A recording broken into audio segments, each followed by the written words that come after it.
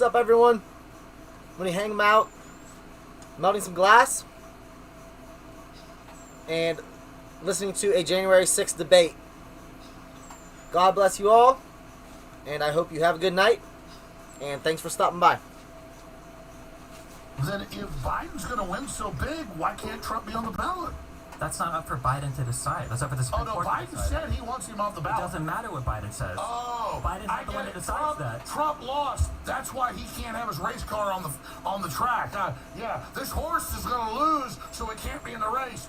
Bull crap. Who do you think has the authority then to determine the interpretation of Amendment 14? Man, I know the State Department. Why can't you answer a single question? Why not just answer one question? I'm just asking a simple question. Who has the authority ultimately to decide it? Has not. The president has authority to decide on CNN. Matters of constitution. You don't let me talk. Because you want to answer the question. Yeah, let Alex. Has not been He's going to ramble. He's not going to Even on CNN, the legal analysts say that you have to be convicted. So, Destiny, you can sit there and have blue hair and be trending and make all these, like, the moon is made of cheese. I'm Destiny. Does the word every American knows you don't lose your rights when you're not convicted. He's not been convicted. And here's the good news. It's backfiring.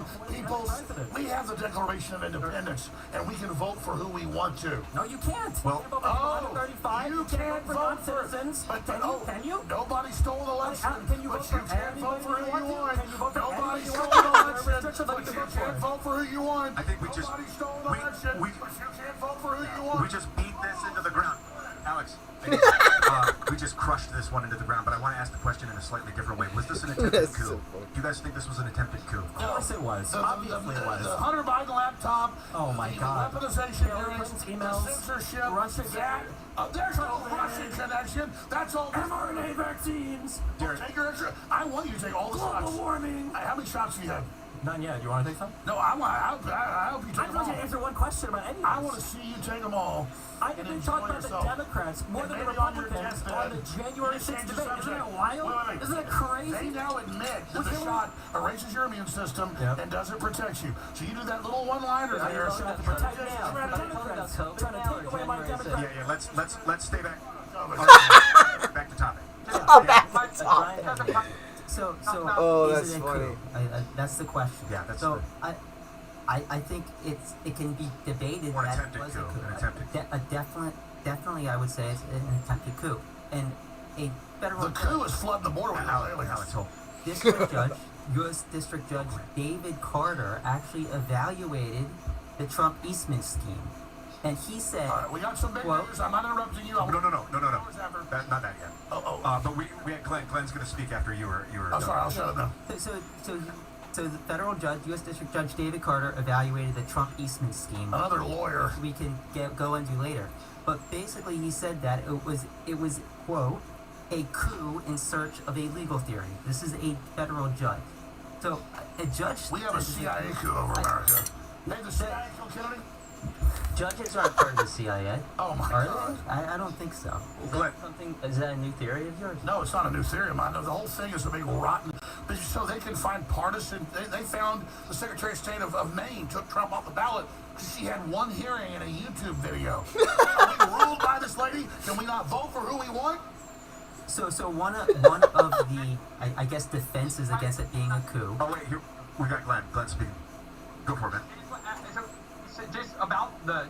I actually want to ask a question that I would love to hear everybody's answer to, but before I do that, just want to say about federal judges, this year, in the last 6 months, 4 different federal judges, a district court judge and then an appellate court unanimously, found that the Biden administration gravely violated the First Amendment. In fact, the greatest assault on free speech, the court said, in decades, maybe the history of the judiciary, by systemically pressuring big tech to censor the internet and purge it of all dissent by threatening big tech companies using the CIA, the FBI, and the CDC with punishment if they didn't censor the internet. Now, you may not agree, but according to your standard, 4 different federal judges concluded that, which is infinitely worse in terms of an infringement of freedom or an attack on the Constitution than anything that Trump is accused of doing.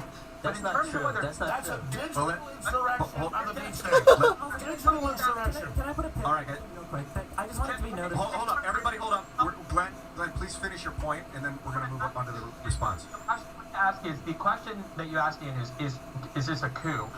If you look at how other coups are perpetrated. And I think a lot of this is that if you're an American, you have this very soft history, you don't know what a coup is, you think that like what CNN tells you a coup is a coup. Usually the way coups work is the leader of the country, or whoever is in charge of the military, orders the military to seize control of the levers of power. Trump was the commander-in-chief on January 6th. The military was duty-bound to obey his orders. They had a right to disobey if they were illegal, but if this were a coup, why didn't Trump order the military to seize control of the power and turn over the election process to him? Why didn't he order the armed factions that form the law enforcement part of the military and the executive branch that serve under his command to do that as well? That's what happens in a coup. That didn't happen here because Trump wasn't trying to perpetrate a coup. He wanted the Department of Defense to seize voting machines, and the DOJ turned him down and told The him. worst thing he did was try to take Biden off the ballot. Remember when Trump said Biden cannot run and have the Justice Department take Biden off the ballot? Oh, God, that was Biden. Sorry. I'm sorry. I was having a moment there. To be also, Biden doesn't have the authority to do that. He still doesn't have Only the his Lord authority and to do Savior that. Jack Smith, I guess. The Supreme Court that Trump has his picks on, that's currently 6-3 considered, they're the ones who are going to make the final decision on that. I wanted to be known that every single time you try to talk about any of the stuff related to Trump, it's so many Democrat names that comes out of people's mouths. I don't know why people can't just engage on the facts of what happened on and in the events leading up to Hey, in a direction without having to invoke every other Democratic leader's name. No name calling. I called him a Democrat. Ding dong, guess it, whatever it is. The point is, I was there. There was over a million people, and they said police were attacking. And we got there like shooting tear gas, and then a bunch of feds helped break through with some idiots that got mad, had a brawl. And then the cops go, "Come on in, everybody, come on in." So Alex, so there's everybody sees those videos now. Okay, so call this the new Pearl Harbor, worse than 9/11. So 3,000 people. Do you disagree? Let me ask you this: do you disagree with them claiming this was worse than Pearl Harbor or 9/11? I think it depends how you ask that question. Oh. I would say no, it's not worse than Pearl Harbor. No, of course What are you not. basing on it? Are you basing... No, I get it. Trying to take people's votes away is so sacrosanct, but you're trying to take away Worse than unprecedented that a president of the United States would do everything within his power to prevent the peaceful transfer of power to the next president. He said, I want you to peacefully march down to the Capitol. That is a uniquely horrible event. So The march horrible. to the Capitol, what was bad was him watching the riot happen for 3 hours and doing nothing. No, it took him it was the riot was happening. He spoke for an hour and a half. It started then. Then he got back to the White House, watched it like 30, 40 minutes, and then shot a video. No, you're lying. He got back to the White House. Mark Meadows delivered a note on his desk that Ashley Babbitt had been shot, and he sat there sipping Diet Coke for an hour and a half. The guy that you called your leader. The way they run these headlines, How many pardons did Trump do for the patriots that got unfairly charged with crimes Listen, in the Capitol? I was there. Why didn't Donald Trump pardon any of those people? Why didn't Donald Trump pardon any of those people? Timelines. There's not going to be an answer to this. Because there's not. You're scared to answer any questions. They claimed Trump their timelines. every single spoke for patriot that almost went an down hour and there. a half. Just keep it one at a time. Keep it one at a time. So you had an hour and a half while it didn't exist. I was there. So you were there, Alex. So tell me, were there weapons there?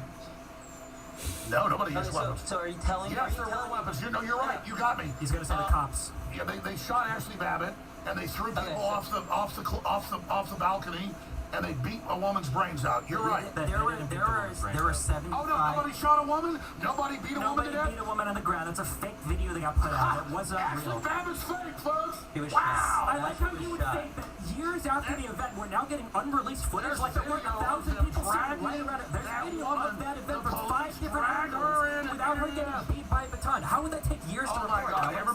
Everybody on X. Him okay. saying they didn't beat a woman to death. Everybody watching, go to Google. Yeah, let's. You just screwed yourself. All right, Got your ass. Woo! Alright, Yeah, got his ass now, what's your baby. gun celebrating? Oh my Ashley gosh. Babbitt, nobody died. Old woman didn't get drug in by the cops and beat by batons. This is an Eagles-Cowboys game. What is Gotcha. that No, about? if he wants to do little one-ups and just So what Trump fans are, it's a hope the sports game audience to only them. goes off how much emotion there is. I can top you. Alex, I can calm top down, you. buddy. Calm down. Okay, so you said the weapons were the Fed shooting Ashley Babbitt. Honestly, the What Alex about, Jones show is much better. How about the guy the 3 men on Hi, the corner Beverly. of 14th and Independence? How are you doing? Who had AR-15s? How about Oh, they use those? they didn't use them, but What about the pipe bomb?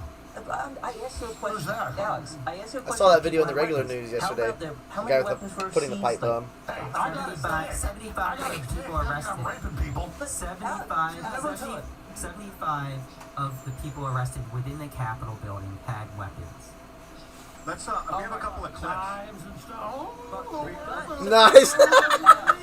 weapons and disarm them Guy immediately. Reffitt. How about Guy Reffitt? The, what is he, 3%er? Or 3%, Does he have right? nuclear weapons like Biden? He So had when he a handgun on the stairs of the Capitol.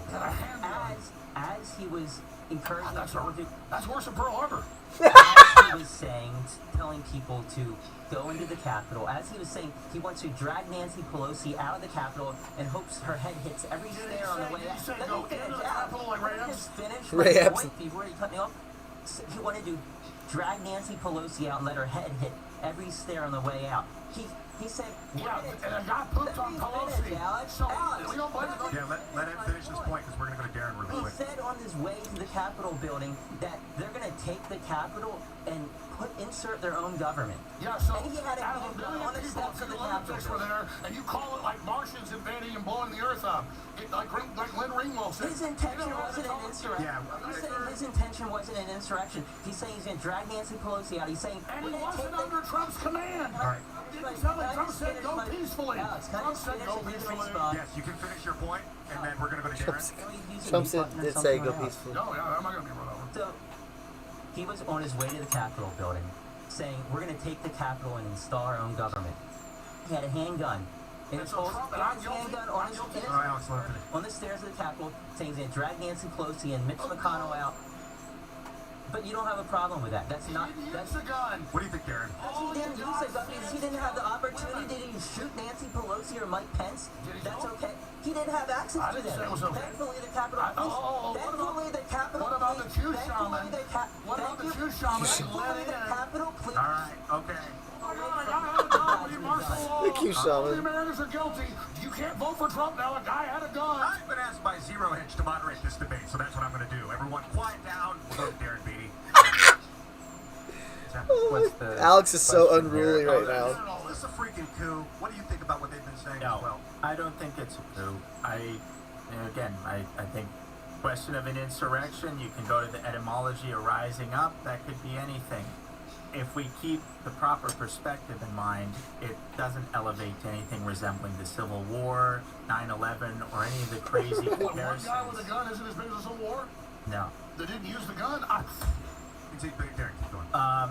So there's that. The scope, I think, matters, and that's what we're really getting at when we talk about insurrection. The courts are politically weaponized, so I wouldn't even rest, the legitimacy and the question on the determinations of the courts, which we can see are running away with pretty wild and ridiculous theories. Weaponized court systems. So there's that. And then, these, sure, there are random nut jobs who are around D.C. on that day and then any other day. And so I don't think that's relevant to the ultimate question of whether it was a coup, whether it was an insurrection.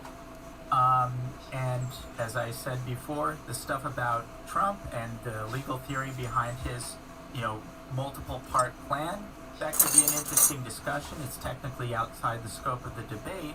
But again, I would reiterate, anyone who knows Trump, anyone who knows people who knows Trump, 100% certainty Trump genuinely believes that the election was stolen. He had multiple legal advisors. Many of his advisors were trying to sabotage him from day one.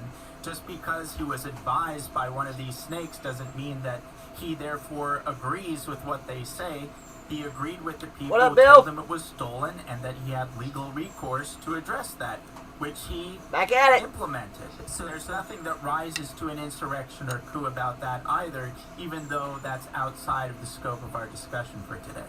So, Cassidy Hutchinson said that Trump said to Mark Meadows, "I don't want people to know we lost. It's embarrassing." I'm glad that you mentioned her because this gets to the televised sham that was Well, these... she was under oath. Who under oath for Trump said... Well, she changed her story a bunch. Yeah, She was under clearly, oath. yeah. She was under oath. So the thing here is Under that... oath? Listen, so the thing here is Why that... is the January 6th committee destroying the transcript? January 6th committee called near 98% of their witnesses were Have a good service Republicans. tomorrow, Bill.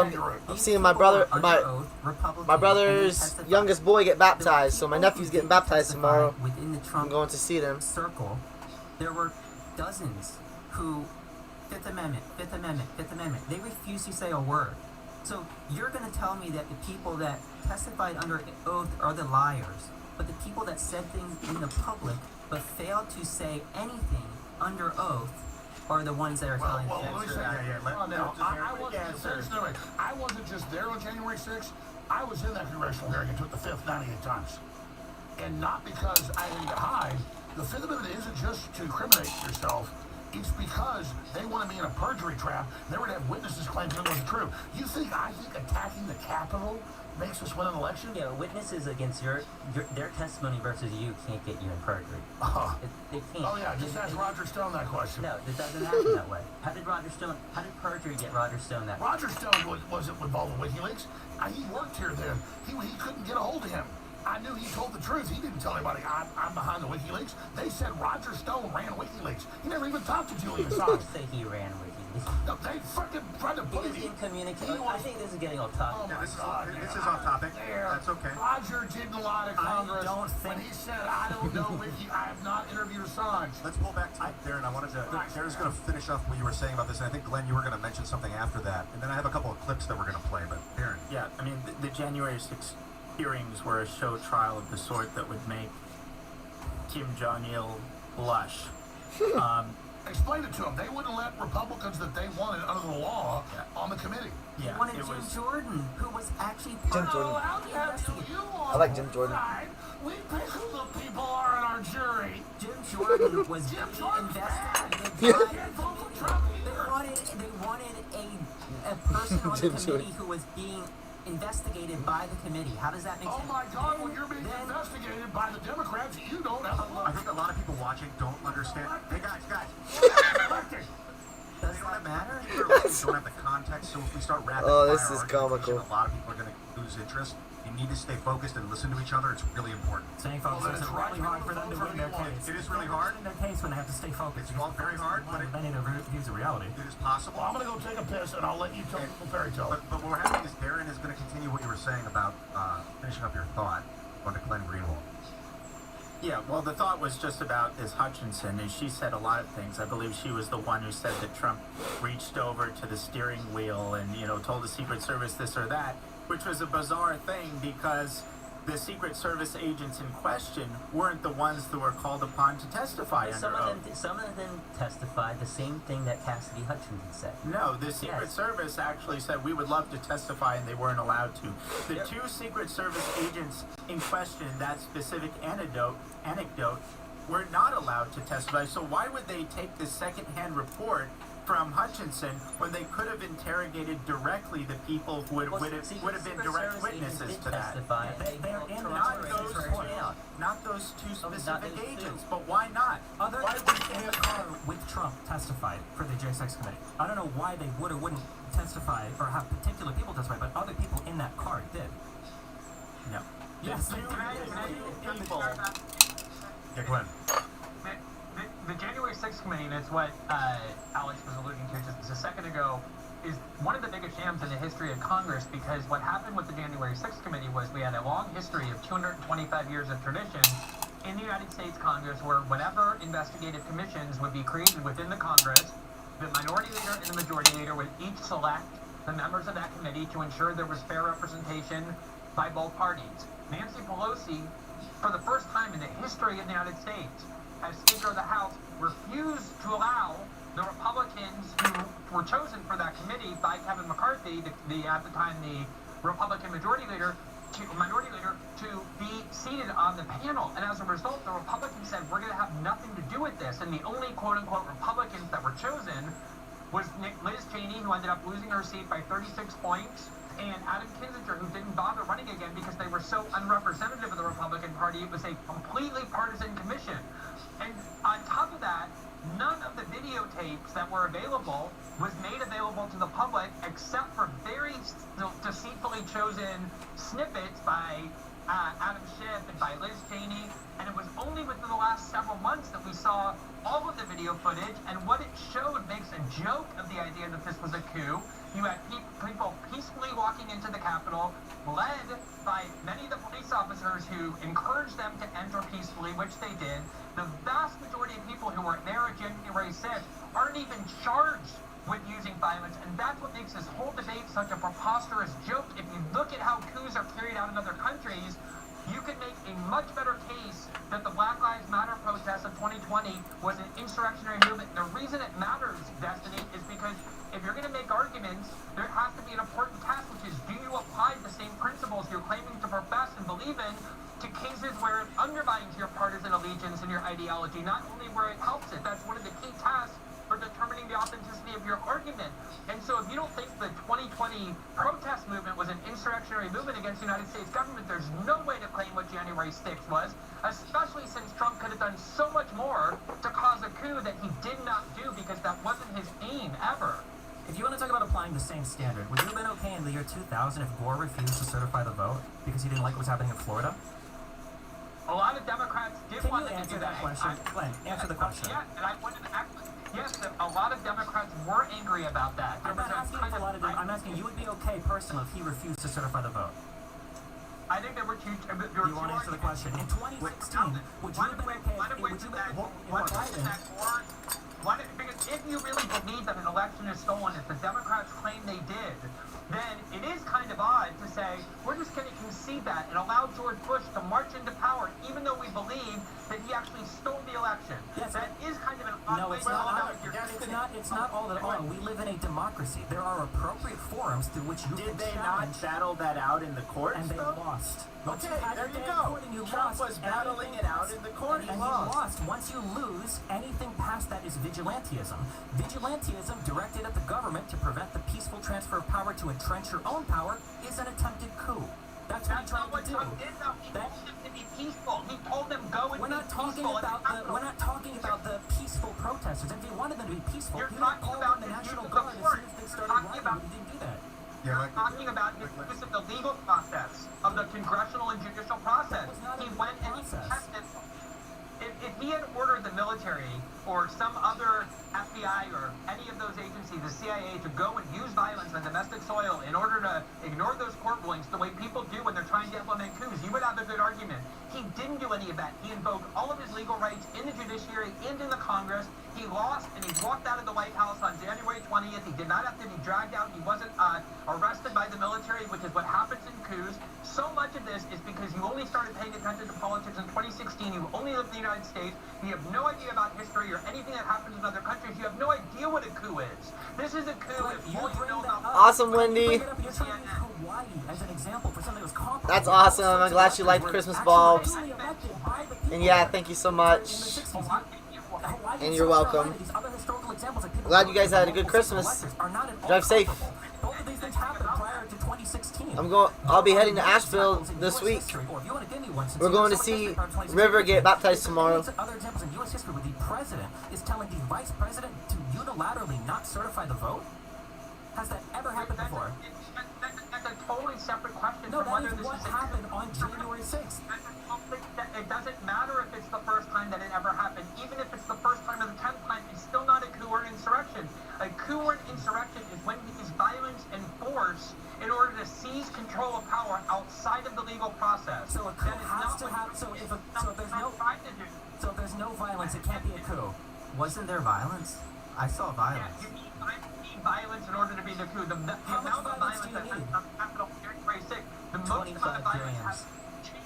to the January 6th protesters, not from them. Yeah, Again, right, not a right. single protester Exactly. whipped out a gun, let alone used a gun. That is an extremely weird. How many officers were injured? 140? Is that enough violence for you? Well, here's a good question about who, like staging a coup and phenomenon, and if a crowd becomes violent, or if someone directs the crowd to become violent.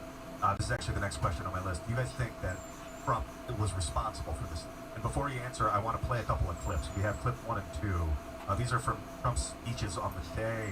I think the first clip is before the violence kicked off. Maybe we can play that first. I know that everyone here will soon be marching over to the Capitol building. to peacefully and patriotically make your voices heard. We can't play into the hands of these people. We have to have peace. So go home. We love you. You're very special. You've seen what happens. You see the way others are treated that are so bad and so evil. I know how you feel. But go home and go home in peace. That second clip was from after the violence had become, and so he was kind of doing damage control, I think, at that point. So I just don't understand all of the insanely arbitrary caps that we're trying to create to try to say that it wasn't a coup. Well, there was violence, but there wasn't enough. There was a subversion of the democratic process, but it didn't end up working. Like, if the plan would have gone as Donald Trump wanted it to have gone, which is Vice President Pence unilaterally tossing out the Electoral College vote, and if Donald Trump would have retained power past when he was supposed to lose it, what is that if not a coup? What would you call that? No one ordered those people, the few hundred that actually fought police to do that. That's great. What would That's you why call they that, can't though? charge. If Trump's what not been happened? charged. No one said Trump's been charged with insurrection, only citing a But you riot. say Jack he Smith can't- especially did. But we can't vote for him because they What say would you he's call guilty. it if Pence would have unilaterally thrown out the vote and Trump would have held on to power for some weeks Trump was longer? calling for a 10-day Senate investigation. That's why we were there. That's great. What would have happened if Pence would have thrown out the vote? No, that's a hypothetical. Trump wanted a 10-day investigation. No, but I don't care he what Trump also wanted. wanted Pence to throw out the Yeah, what would have happened? What would you have Him and called that? Eastman were pushing for that. Yeah, what would we have called that? Can I get a name for that? If you don't want to call it a coup or an insurrection, what would you call that? Well, I'd call it taking Trump off the ballot and saying we can't vote for him. Yeah, I know you want to answer because you probably know he's guilty. That's fine. What about I you, know he's Glenn? guilty. Glenn, what would you call it if the president was able to entrench his power by asking his vice president to throw out the vote unilaterally, which is what he was trying to do? Do you want to deny the facts? Do you want to deny that it's a coup? What part? A coup. You're lucky there wasn't a real coup.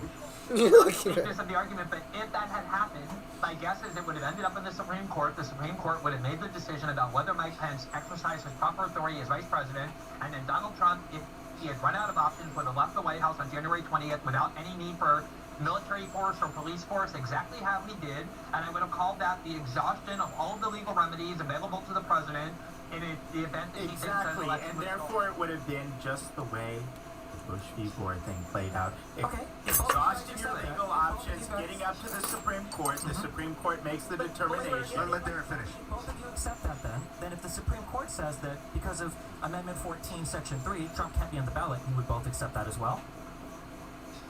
We are wouldn't, going to but accept I that think if that would be authoritative. I Why would think it that would be be authoritative, but Donald Trump, one man, centralizing power among himself to remain in power, that's not authoritative. What could be... He didn't do that. That's That's not what what he tried happened. to do. That is what happened. Glenn, I know you only read tweets and headlines, Glenn, but believe it or not, that's actually what We happened. wanted a Yes. 10-day, and that was our goal, was a 10-day Senate investigation into the Constitution. That's not what was happening behind the scenes, though. There's testimony from the lawyers involved. They were wargaming everything. Exactly. The And they're Attorney General, the everything. Assistant AG, the And a lot Assistant of Deputy these AG, people- all of his legal counsel, all of the state senators, all of the congressmen. If I can talk over you, I can be way better than you. That's what you've been doing the whole time. No. You're doing it, and then I dominate you. You can't handle it. Okay. He didn't do that, and he left, is the point. And that's the reality. And now they say we can't vote for him, even though we all know Biden's going to win by 10 million votes. That's why we call it an attempted coup and not an actual successful coup. Alex, do you think that Trump was responsible for this thing on January 6th? 100% not. He'd had hundreds of rallies around the country, 5 or 6 that we were part of in the months before this. And we had the space. Here's the Capitol, right up in front of the Supreme Court on the Capitol grounds. We had a stage. And then we get there, and it's bedlam. And so, no, Trump didn't think attacking the Capitol would make him look good. That's why he came out and said that don't do this and go home. Why didn't he call them off immediately if he thought it didn't make him look good?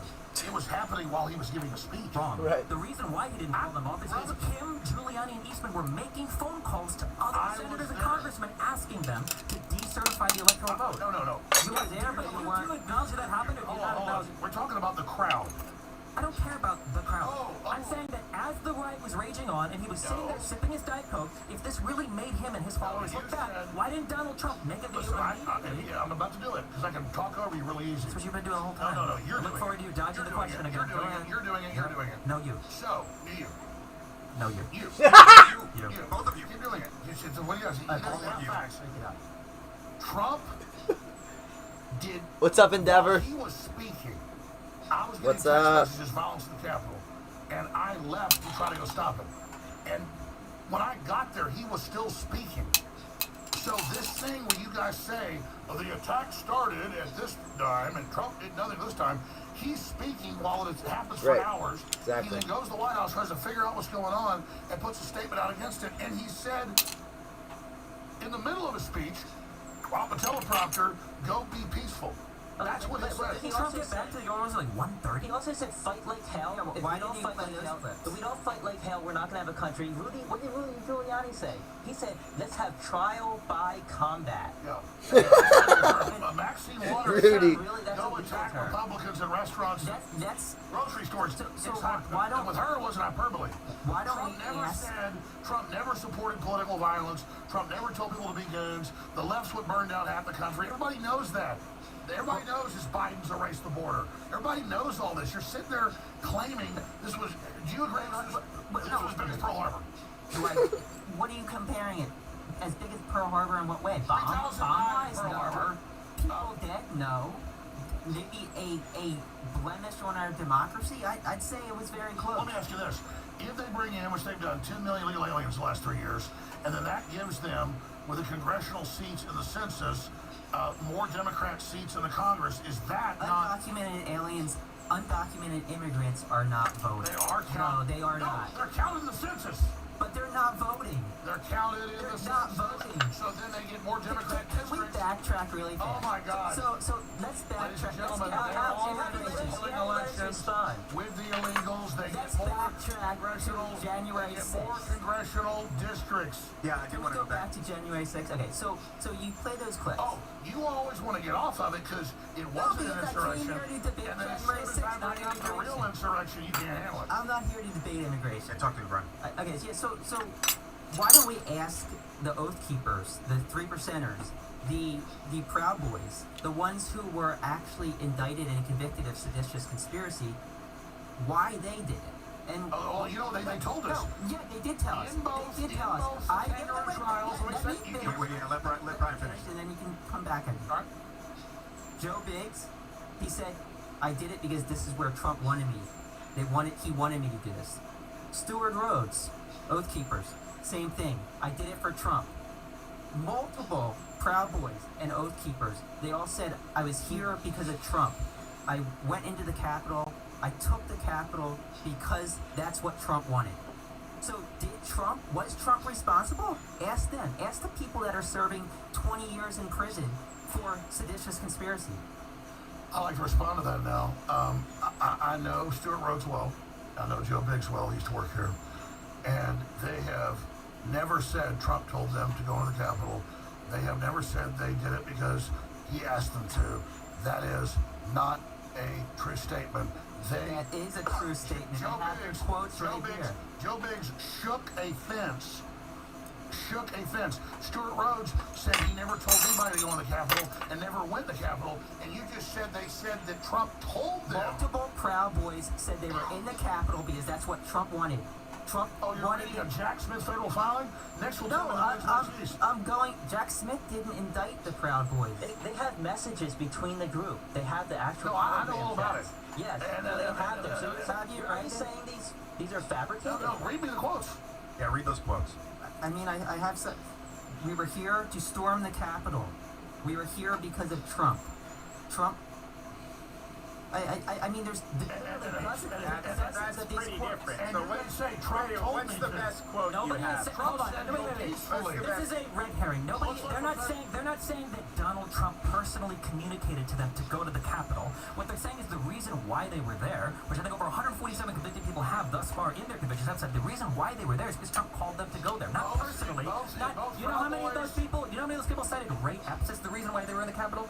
Take a guess. Well, wait a minute. Go Wait a into the minute. Capitol. Darren. In both Proud Boys and Oath Keepers cases, the Fed said there was no direct conspiracy. No one is talking about But this. Not what they we're talking went on about. to say it's a new conspiracy where it's not written or said. They just imagined. Incitement Wait, of wait, violence. wait, wait. let Darren- I want let to Darren be clear. respond. I want to be clear. What is your contention with this? Give me the quote and then what your contention is in relation to the quote. Like Destiny said, there are 140 convictions Okay. where the people convicted said, I What was up, Watt there Life? because of Trump. Trump called us. Greetings. And when I say called us, Well, I don't mean he let's called them assume on the for phone the and sake said, of argument that that's true. What is your What's up, B conclusion Money? to that Trump helped incite. So just because they Love you, thought bro. they were helping Trump, that doesn't mean that Trump told them to do Let that. me say That's this. true. Let's look at There's the a famous actions. famous. It's like, wait, Alex. It's like saying, you know, You eyeing any concerts, B Money? Alex, Charles Manson presumably thought Helter Skelter was, telling him to kill. So is that the argument there? That Trump is essentially Helter Skelter, No, and he's guys- telling these Proud Boys that you need to go and storm the Does the Capitol? mob boss tell his peons, go kill this guy, or do they use other language? Well, what's the language that he used that you think is criminal? The language What's the language that- The language and the ideas that Trump discussed was that the election was being stolen Okay, from so you. that's criminal? I never said that was criminal. He's not being indicted for that speech. You're asking why are the people at the White House? All of the Trump's indictments and charges for January 6th are not focused on the people No, I at the White understand. House So what's or the the point Capitol. of argument there? That Trump The question said is just that why are the the people election there? was stolen, and people assumed that they interpreted that as meaning, oh, we need to go to storm the Capitol, but that's somehow Trump's fault, and he's criminally liable We for never it, said- and it I don't know rises why to you an keep saying- insurrection. Right. Well, I'm trying to be clear what. Why did you explain it? What Trump did was Trump laid out very precisely exactly what he believed had happened. He thought that the vote was being stolen, that our country was being taken from us, Not believe that what he wanted others to believe. yeah, that Congress We wasn't saw the acting, videos. that Mike Pence was supposed to be the guy to do it, but he hadn't heard good things about them. Oh, And yeah, he that's didn't go right. Down to the Capitol building to protest. So- To protest. Election, Nobody. Let me see real quick, brother. You're like a broken record. Something You're a wrong. broken record. No, I'm not a broken record. Trump has Every time I'm every going to talk, right. you're going to shut me down. Listen, here's the bottom line. Trump's not been charged with insurrection. Trump No one said he was. Trump didn't, but you're saying people can't vote for Actually, I'm gonna put this down real I'm quick. not saying that. That's up to the Supreme No, Court. that's the do you support No the one here is talking about him Do you support being. Colorado and Maine taking him off the ballot? That's up to the Supreme Court. No, you punt. Do you think it's good for the opposing party when a guy's way ahead in the polls to All right. remove someone from the ballot? It's not about him being ahead in the polls or not. It's about It'd be whether something or not like, he engaged in insurrection, and if the about that 16th thick. part of the 14th Amendment allows B Money? Where's the conviction? Yeah, I did. Where's Trump found guilty? Please forgive me. Hey, this bullshit out. We've been talking about this for like an hour. Alex, read it. Can we bring the I did 14th forget. Amendment up on? You're in You the know what right section bench. page? I remember now. Representing that, and it doesn't matter But I because figured we maybe have this a right to thickness, vote and then where did we you want, say right? No, you don't. Within reason. You can't like a murder ball in somebody the end? 35 years old. Saying he's been waiting patiently for about 1 minute. Glenn, what's happening? Thanks. Yeah. So first of all, on this, there have been split decisions on this, and even Democratic judges in Colorado, and then the Democratic, very partisan Secretary of State in Rhode Island, as well as in California, have all said they don't think it's appropriate to remove Trump from the ballot because he has not yet been charged with, let alone convicted of, insurrection. So I want to be very deferential to Destiny's incredible achievements in constitutional scholarship, but there are actually a lot of even Democratic Party elected officials who are saying, as well as judges of the Colorado Supreme Court who are appointed by Democratic Party governors, who are saying that you cannot actually remove somebody because to remove them from the ballot is to punish them for a crime. Nope, jug insurrection, opening. that Trump has never Okay, been so charged with maybe and therefore has never had the opportunity to less defend than an himself inch the or way maybe a criminal 3/4 does. of an Why are you inch. citing the dissent? Glenn, that's why Why are you citing the dissent? Why are you citing the dissent in a losing case? Like it proves your dissent. Why are you citing the dissent in a losing case? You want the Like ball to proves be your like- point. No, also, That's what I thought. Okay.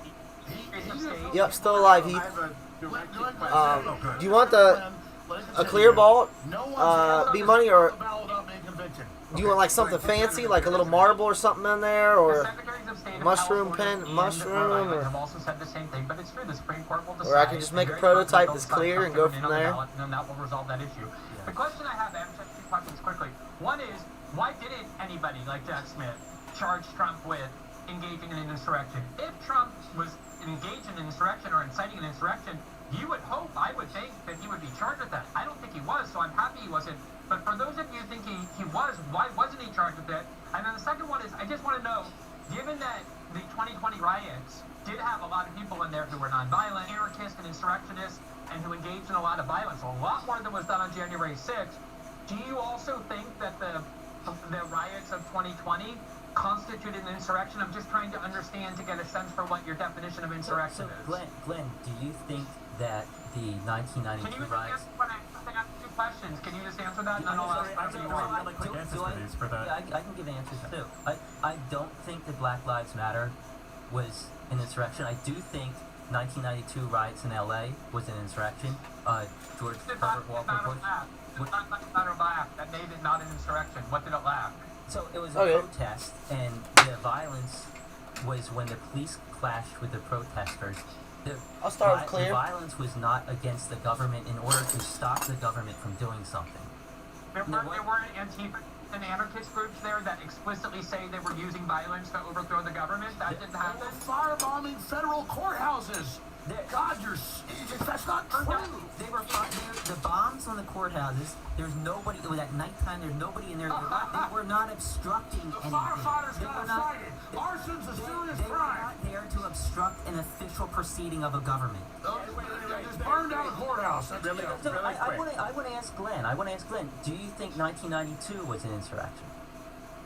Notice you didn't answer Glenn's question. I just did. Okay, 15 inches. Talked about- All right. Yeah, but no. I'll come up with something for you. I If specifically answered. if I find something you like, would you like multiple, or you just need one, or? Riots, I think I recall at the time thinking the Insurrection Act was inappropriately invoked. I'd have to go back and really study the 1992 riots to see the extent of the violence. But I do think that you're asking that indicates why the 2020 riots are way closer to an insurrection than anything happened after the 2020 election. And the reason you're afraid to say that it is an insurrection is purely for ideological and partisan ends. Because you that's don't not true. And if liberals weren't engaged in an insurrection. Let me just say, every week in America. All The those Democrats were insurrections. saying the Black Lives Matter riots were good and bailing them out. You know what? Here's something. I got a good tape measure not too long ago. We're not. Everybody get the Self, clip. Take the clip and get it. Self-sticking. when we talk about insurrection, when we talk about an insurrection, Oh yeah. I'm glad you like that Christmas bulb, man. Insurrection. Okay? All right, I'll get one together for you. All three of us here would agree. I'll shoot that you a message and let you know. if there was a congressional session or a state legislative session and people were voting on it, and BLM rioters went up and they tried to firebomb the House to stop the vote. I think all of us would agree that's an insurrection. But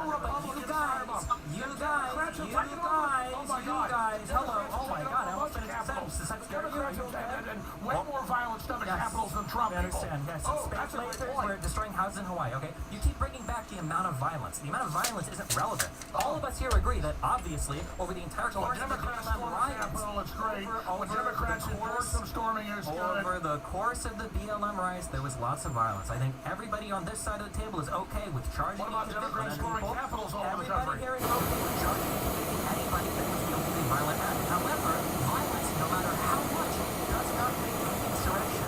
It's the obstruction or rebellion against the United States for the Jack Smith obstruction charge, obstructing an official process like certifying the vote. Okay, Darren, we're gonna go to Darren. We're gonna go to Darren now. Darren, a question. Darren, Let me ask this. So first of all, it wasn't just violence. There are aspects of the BLM uprisings that involved. At one point, Trump was forced to go into a secure bunker in the White House. They broke through the Treasury. Throwing firearms. he called it the National Guard then.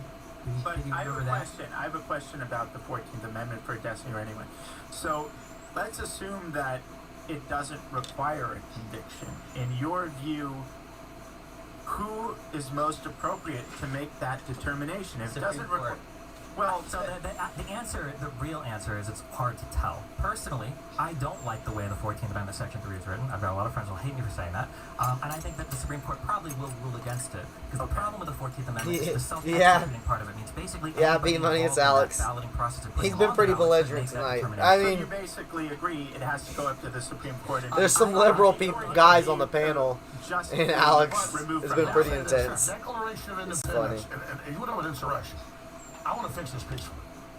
But I have a right, not from the Declaration of Independence, it already points out what's there, to abolish a government when the majority of us agree we're done with it. So, and you got all these movies about Civil War and the Democrats are putting out, Obama's putting out. You guys better hope that doesn't happen. We're trying to fix this peacefully. But this is a load of crap. The claim that Republicans and conservatives are this super viral, evil, white supremacist terror group, they're planning crap. No one's buying that. And conservatives and populists and America Firsters see how we're being set up. You say set up, but Donald Trump is the one setting you up. Well, this is my question. Trump said, be peaceful and go to the Capitol. Trump We're going to have a created- 10-day Senate investigation. I was there. Did Trump have his people? Did Trump have, there's a million hours of footage.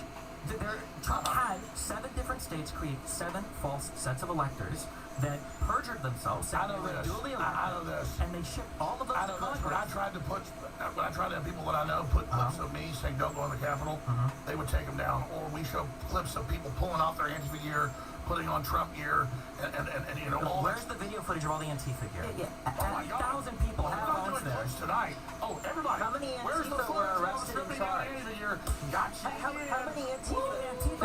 Why didn't That's Donald when the Trump? glasses go bum, bum, bum. I get the cigar. Yeah. We're talking pretty candidly about You know we're not playing clips tonight. Why didn't Trump call in the National Guard as soon as the riot started? If Antifa was He there. asked for 10,000 National Guard a month No, before. he didn't. He and mentioned Billy it Twitter 10 days resigned. before. He Why got him. didn't he call him in that night? Why didn't he call him in? Look, there's Antifa. Call in the National Guard. He would have ended it in 20 minutes. So that's another myth that he had the National Guard on standby. Cash Patel said that. No, he asked for it. Let me finish. Cash Patel said that Trump asked for it. That's the source of that. Cash Patel and Donald Trump, after the fact, claimed that they had the National Guard on standby. Neither of them testified to that under oath. Do you know who did? The Secretary of State, Department of Defense. Yeah, I'll put a little Secretary swirl. of I'll Defense, put little swirls in here for you. Christopher Miller. Fume testified swirl. under Trump oath. didn't have him on standby. He asked for it and was refused by Millie. I can pull Washington Post up. He was refused. No, Milley specifically said that's not true. Under Oh, oath. Millie. Yes. Was that in between his phone calls as And he the Secretary of Defense, the man who he would have to call in the National Guard, the Secretary of Defense specifically said under oath that Trump never Under did that. oath. Under oath. Did Trump or Under Cash oath, they Patel? tell people 2 men can have a baby. Can 2 men have a baby? So why do you Can think? 2 men have a I baby? thought this was January 6th. Can 2 men have a Another baby? day. Another day. Under oath. Alex, let me ask you a question. You're criticizing me for quoting somebody under oath. What is your source? If I'm quoting somebody that said something under the penalty of perjury, your source is, you just know it, that Donald Trump said it. We're live on air here, just like when this guy said that, oh, you're claiming this was done. You don't have proof. Those clips are all there. Everyone's going to pull those up. They're going to see them. Donald Trump being called in the National I Guard. don't know the last point. I remember the article. You're not listening. My answer? When Trump got firebombed, the White House got attacked. He called the National Guard. And Billy said, "I'll resign." He doesn't. He then asked the head jurisdiction, that's General Flynn's brother, for 10,000 troops. It was in the news. Anybody? I'm not a pure phone.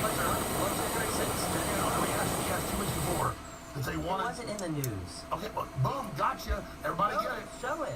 I'm on air right now. He requested I don't National have a Guard. computer. Hold on. Tell me what you're telling me. You're just Doc. hoping. Listen, they're gonna get you. Tell me what you're telling me. That he No, requested 10,000 troops. watch Is X that what you're tomorrow. telling me? Listen to me carefully. Watch X tomorrow. Okay. And it's going to be You'll have General 5 Flynn million making this views, claim? and it'll be you, and it'll be all the news articles where Milley says he'll resign if Trump's went National Guard, and then they did it again, and then General Flynn's That wasn't brother. for January 5th. That was the... I know. That's where it begins. And he asked again, and they also, yeah, it's all there. Okay, but you're making the claim that Trump had... No, you say show it. I'm here. Why would Trump care if Milley would resign if they're all the deep state? If they're all part of the swamp, why wouldn't he just do it anyway if that's what's right? Trump is the Well, ultimate what's authority gonna of the happen national... is You're not going to answer that question This is either. going to happen, Doogity. What's going to happen is they're all going to get it, and that's the whole. They're all going to show it. Good for And then depression. we'll see. Yeah, this is making me think about media manipulation Um, in general and how I'd sometimes probably you see things, sometimes get you in the don't, Word, man, sometimes things are and real, try to sometimes they're not, and it leads read to some the next Bible question in general scriptures. for everybody. And by the way, But I do you're think, doing phenomenally, especially you, Glenn, some breathing killing it practice from Brazil, my man. practices can help. Do you guys think this election was stolen? But I would say find 100%. something that you love to And do. Absolutely not. And it's my right to say that. But Like, then, covering up the windows, play an with instrument signs, or and then all do these trucks something, pulling in, make and then something. The graph where Trump's above I think it, that would help perfectly with shoots up, depression. and then wins. I guess define stolen. Define that for me before we answer the question. If Well, anybody I mean, as Professor Epstein and others have said, they do it way before suppressing the Hunter Biden laptop, giving you 96% Google Democrat links. I mean, it's all the stealing's done before. in the algorithm and the censorship and the control. I mean, I remember 5 years ago when I was being deplatformed, they were denying I was being deplatformed and saying there was no censorship. Now we know from the weaponization hearings that all this is going on, and now they're telling us you can't vote for him because he said we won't let you vote for him. I mean, Also finding good people to be around, Heath. Being around people helps with depression. Being around the right people. Come back and say there was no evidence. it wasn't every single whole bunch of Every lawyers. single, it was not a whole bunch of his lawyers, and most of his legal counsel said that the few that he had come with were crazy. You just went in 2 seconds from everyone to most. Everybody you got him again. Show all I the said Trump that lawyers everything that saying it was every stolen. single That's person it. that Donald Trump trusted to investigate, meaning the Vice President, the Department of Justice, the Cybersecurity Division of the Department of Homeland Security, all of its White House counsel, I know how it works. I know you're farming TikTok clips, okay? That's what we're doing right now. But the reality is almost every single person that he asked to investigate. Wait. 2 minutes ago you said all of them. That he Now it's trusted. all of He them. didn't ask Sidney Powell to go and investigate. She brought cockamamie schemes to him, and he said, "Oh, maybe these are okay." Which, by the way, he also said she was crazy. You just said all wouldn't say there was fraud. I said, "Oh, get the full quote," kind of like you're missing the rest of the 14th Amendment there. Get everything I'm saying. I know that hurts. I know that context hurts people like you. You live and you breathe 10-second clips. you just Anything longer than that destroys everything you're trying to claim. No. They got you again. You just said all his lawyers told him he lost, and we're going to show you the majority saying he won. Gotcha. Alex, tell us specifically, which lawyer said he looked that Besides actually Eastman, won? Powell, and Giuliani, And who's yeah, on is his there team anybody here else? claiming widespread election fraud? Look, we're live on air. I know we're live on air. More stunts. pleaded We're guilty, going to except get Giuliani. 5 folks. Let's ask. I want to ask Glenn. What do you think, man? Glenn, do you think that this thing was stolen? I think the election was rigged. I don't know. I'm not somebody who thinks that there's evidence conclusive that the election was stolen. I do think we should be a lot more attentive to when election processes get changed out of the blue, like, because there's COVID, we're going to have a ton of new conventions for how we do mail-in ballots. I think there's a lot of potential for fraud there. Heath, I'm still working on it. I just got the drains, electric, and water lines ran. It was rigged in all sorts of I'm ways. waiting to get from my internet furnace installed. censorship to all kinds of interference on the part of the U.S. security state, lying and saying that a very incriminating story about Joe Biden was the byproduct of Russian disinformation when it absolutely was not. Facebook and Twitter censoring that story right before the election. These are all examples of corrupting, rigging by institutions of authority. On the question of whether no, I don't. I'm not somebody who thinks there's evidence that it was stolen. Well, how would you define the difference between rigging it and stealing it?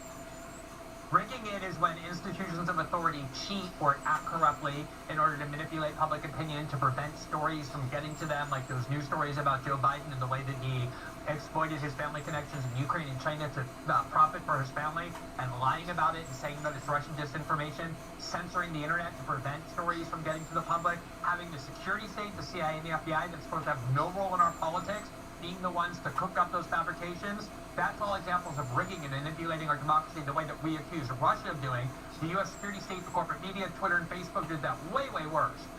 Stealing the election is dumping ballots that were legitimately cast, or fabricating ballots in favor of one candidate or the other that actually weren't cast, manipulating the machines in order to have the loser be the winner.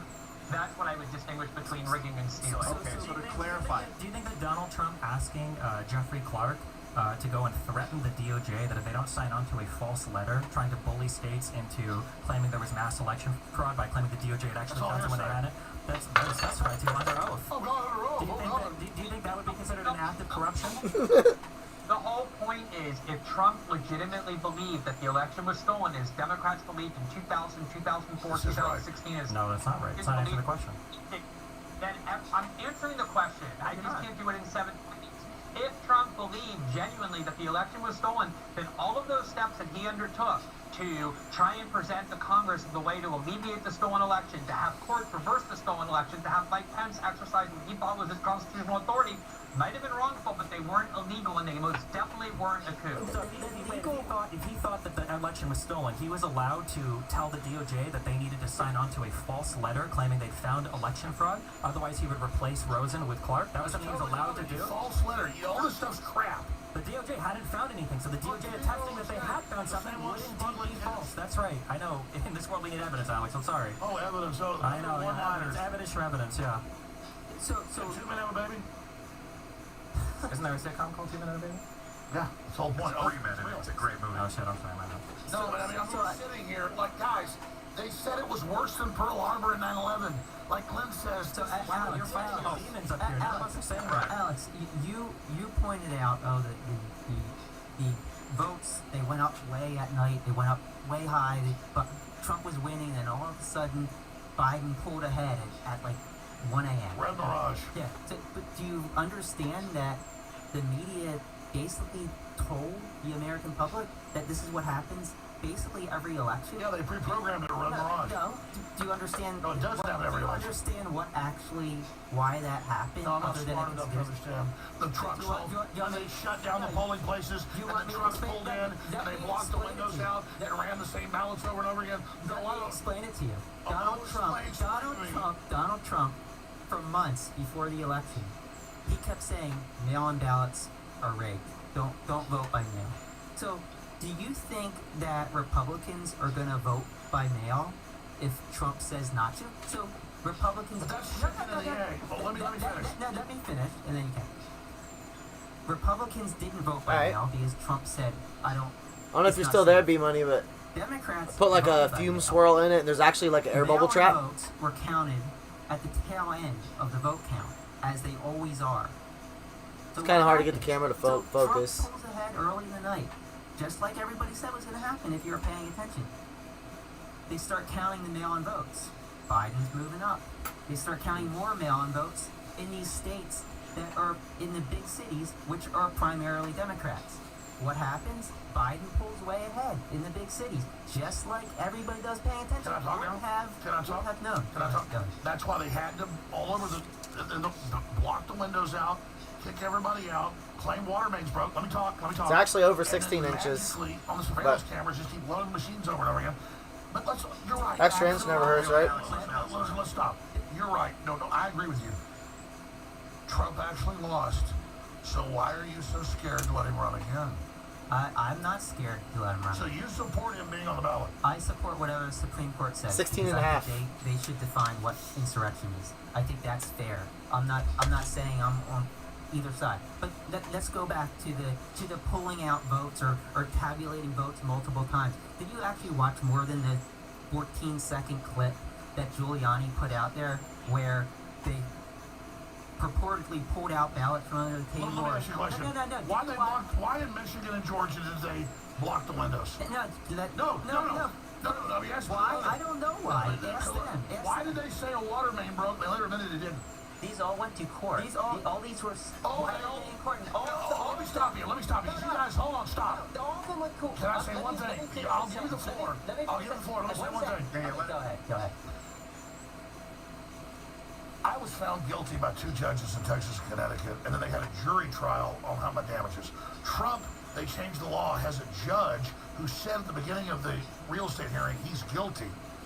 And then Letitia James said in the video, we've already found him guilty. She was so dumb, she said it. We already found him guilty. He's guilty. And then Trump doesn't get a jury trial in New York. So you're pointing to the judiciary and the corrupt lawyers that have run this country down the ground. who are you pointing it's this to? moral- Man, Wasn't that because his lawyer didn't check the jury trial here's the process? thing. January, let me say this right now. January 6th was an insurrection. Also, the videos that And you're we're referring to, gonna- the running the and we're votes not multiple gonna give times, the Democrats the violence. that- And we're not talking going to about give the one thing Democrats that the violence they actually want something we talked in about an hour ago. 2024. But let me tell you, you guys keep looking for one.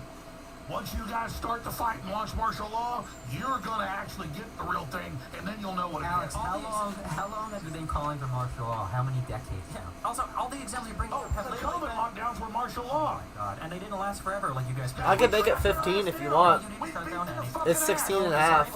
It's up to you. I'll just melt like an inch and a half off if you want it 15. Election and it stops and you shut them down. Exactly. Are you part of Biden? Let me ask you a question. No, wait, why are we getting caught off the Georgia? Why are we getting caught off the Georgia stuff? Is Rachel Maddow right? We're talking about COVID right now. He brought it up. If Biden is Biden right that you take the shot, you're protected. Is that true? I think what Biden did was here's what Lies. Biden did for the shot. Okay, what happened was Raffensperger and everybody in Georgia looked over all the tapes that you're claiming about, but the ballots being ran 3 times. Not only was that information false, Trump was told that it was false. Trump knew that it was false. Trump repeated it over and over again, including in a call to Raffensperger, and finally Giuliani has come out saying that it was false, but it was his First Amendment right to lie about it. When Ruby Freeman took him to court for defamation because he lied about something you can clearly see on video I'm gonna evidence. put a little Okay, well, this is a question. small Here, clear first marble thing, here up top. If you want to talk about it, if you think the election was rigged or stolen, but also, is it protected speech to question an election and claim that it was stolen? Of course it is. That's a great question. I subscribe to the sort of rigged versus stolen distinction, and I'm more in the rigged category, and I think that's the more meaningful type of interference is the censorship, is all of the other tools that have been deployed in order to rig the election. I think that's more significant and than the sort of more hyperbolic claims regarding, hacking the machines and so forth. The claims that Trump was hacking. these kinds of things. So then you agree that Trump was wrong when he said it was a stolen election? Well, it depends what specific claim he's It's using. a definitional one. Let's say when Trump kept pushing that Dominion was switching votes and it cost him Georgia. That I don't believe in the Dominion stuff. Yeah, I don't either. It was. It was a lie. Trump was lying. Trump was lying. Wrong. He was lying. But see, we're intellectually honest here. The point is that the State Department runs around the world looking at everybody else's elections, and the number one thing you get sanctions for is taking a candidate off the ballot. And that's what the Democrats are doing right now, and America sees that. The Democrats are not doing it. That's going to go to the courts. Republicans actually It's not filed the Democrats' a court. Supreme Court of Colorado. It's not the Democrats' Secretary of State. Supreme Court? In Maine. You just said the Alex, Democrats. Alex, in Colorado. Damn, that's a lie. In Colorado, he filed a suit. 6 people. How many of them were Democrats? Hearing Alex go off. How many were Democrats out of the 6? I know, How many were Republicans who filed a suit? 5 of the 6 people that filed a suit in Colorado to get Trump off the ballot were Republican. So stop saying Democrat. Democrats don't want Trump off the ballot. Glenn's actually responding. Horseshit. That's not what happened. What happened is the only people who have standing in Colorado to bring a suit are people who can vote in the Republican primaries, which means either Republican voters or independent voters. Although the suit was brought in their name, the lawsuit was spearheaded and was paid for and was organized by a Democratic Party aligned group called Crew that boasted of this and took credit for it. So yes, the suit was brought in. Yeah, Glenn, we had some audio feedback, Glenn, if you could hear us. We're going to request it. We had some buzzing, Glenn. I want to make sure that everything you said is clearly heard. So we're going to fix that now. It's funny, isn't it? Be funny. Anyway, I don't know how much feedback you heard, but what I was saying was that Put a clear marble on the top. Colorado, in order to have standing to Hey, Glenn, stay there. We're going to have to reconnect with you. I want to hear this. Glenn. I can say what he's saying. He's saying that it was brought by a Democratic I institution, can hear what he's but they saying. needed Republicans. Not just a Democrat institution, it's a notorious lawfare outfit. Right, but how many Democratic states said, okay, he can stay on the ballot? So they don't just say like every Democrat just wants to throw Trump off the ballot. You're right. The Democrats don't want him off the ballot. I actually, if you were to ask me, I would say let the voters decide. Like I think other candidates would have a better shot than Trump to beat Biden. I honestly do. Woohoo. I think Nikki Kind of like a nice like blonde, man. She would get the nomination. World War III bird I brain. think she would. I think she would defeat Biden. I really do. Actually have a tweet from, That does give it like Trump it's almost like a song, counterbalance. with the, what do you call it? He called it Happy Entrapment Day, talking about January 6th. I don't know You if I guys have think any it was gallon an jugs in entrapment? here. 100%. 100%. Donald Trump entrapped all those poor people to be there. That's true. They probably thought he bailed them It's out. less than an Pardon inch. him like he did every other person in his campaign that was convicted of any crime. The Well, big it's in side. Investigation. That's why I said be peaceful. Because Trump was always calling for He also supporters. called for the new fight like hell, and Giuliani said that. Fight like hell means for our freedom and our vote and our country. Okay, and people can say things that they don't mean in order. Hey, when you go to a high school football game at a pep rally, and they go, and then the cheerleaders go, fight, fight, fight, fight. Trial by combat, that doesn't mean anything either. That's a legal term. I think the thing that's most instructive, to see what Donald Trump wanted to happen that day is that when he sat down and he watched the violence unfolding on TV, when he saw the people fighting with cops, when he got notification that Ashley Babbitt had been shot, Donald Trump did not take steps to stop the violence that day. Instead, him and Giuliani made phone calls to Senator Connell trying to get them to stop the violence. Here's the thing about politics killing the fight. You find it misleading. Well, we're not a New York population. New York. Democrats, they're the impeachment for this. They shut it down. Finally, Trump put a 5-minute video on the Democrats saying attacking the grocery stores, attacking the guy. Attack. We need civil suppression. But I mean, when you think about the term battleground state, you know, the problem is that like the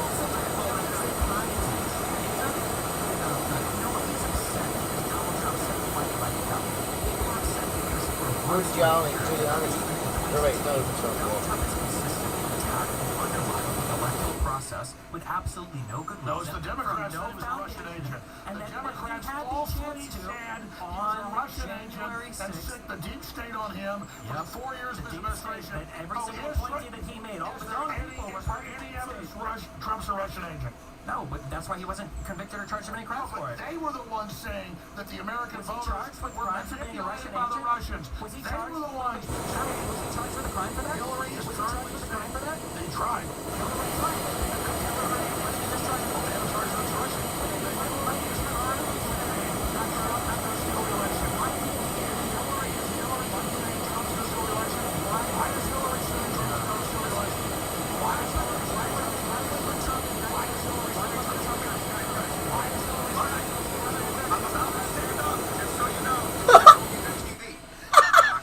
Well, he won't stop. What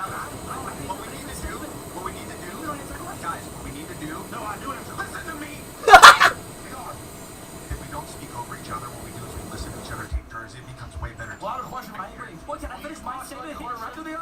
Is it okay that Hillary is on TV this week 3 times I saw saying Trump's going to steal the election? Hillary is Why is she allowed to? rent-free in your head right now. The problem with Trump's speech... Free. The No, problem with why Trump's can speech... Democrats say it, but Republicans can't? You keep trying to change the subject. I'm not changing the Hillary subject. shouldn't be saying that. I agree. Hillary shouldn't be saying that. Who is she? She's a private citizen. But I think you're allowed to say people are going to steal election, whether you're right or wrong. That's why could Trump is say being charged he's for it. allowed Trump, to. you said it yourself. He's not being charged with incitement. He's not being charged with He's on insurrection. the ballot, though. That has nothing to do with him saying a particular thing. Did Joe Biden? Did man. Joe Biden try to get You're losing the the vote. votes certified for Hillary Clinton? Okay. Did Hillary Clinton try Bet. to force Joe Biden in 2016 to certify the electoral Yeah, I'll, votes? Because they knew the landslide was so big. Shoot you a message. The Biden had a pretty good landslide. I'll be around tomorrow, but I'm gonna be heading Lance Armstrong didn't out of town Monday, Hillary so won the popular I'll be vote. back Biden Thursday or probably Thursday or Friday, So Trump didn't win the election. so I can get it to you. No, which one? If not tomorrow afternoon, then I can get it to you later in the week. He didn't win the popular No, vote. for the others, Like by next weekend? Huge landslide. They tried to steal it with illegal alien voters, but it's still Oh, Trump is come so on. big. We're not all privy to the election that exists in your head. I know, The there's no voices that illegal talk to aliens. you don't give us The the same Democrats are information. still voting. The rest of us on Earth don't get aliens. We're being down from the mothership. We gotta go by what people in reality say. I'm so sorry. Here we go. People know you're wrong. The states with the illegals are getting more. California just got 6 more congressional seats. We need you to come up and Ladies and rise gentlemen. up. There Well, it is. I'm tied down. There's no invasion. You guys no border. You guys think that there was federal involvement here? There was. That what the extent of it was on January 6th? I think there were probably federal agents undercover. Do I think that federal agents committed crimes and led people into the Capitol building? Absolutely not. And there hasn't been any case brought by any of these 700 you're on A shift. convicts. None of them brought that up in court. So you guys are off tonight. All right. In the District of Columbia. Because All right. I'll try to get to you like Thursday, Friday. no evidence of it. On one of your days off. Defenses on. Let me tell you something. They said Rams was a hero and did nothing wrong. Now they finally indicted him because they know it's a weak spot in their operation. They're only asking for 6 months.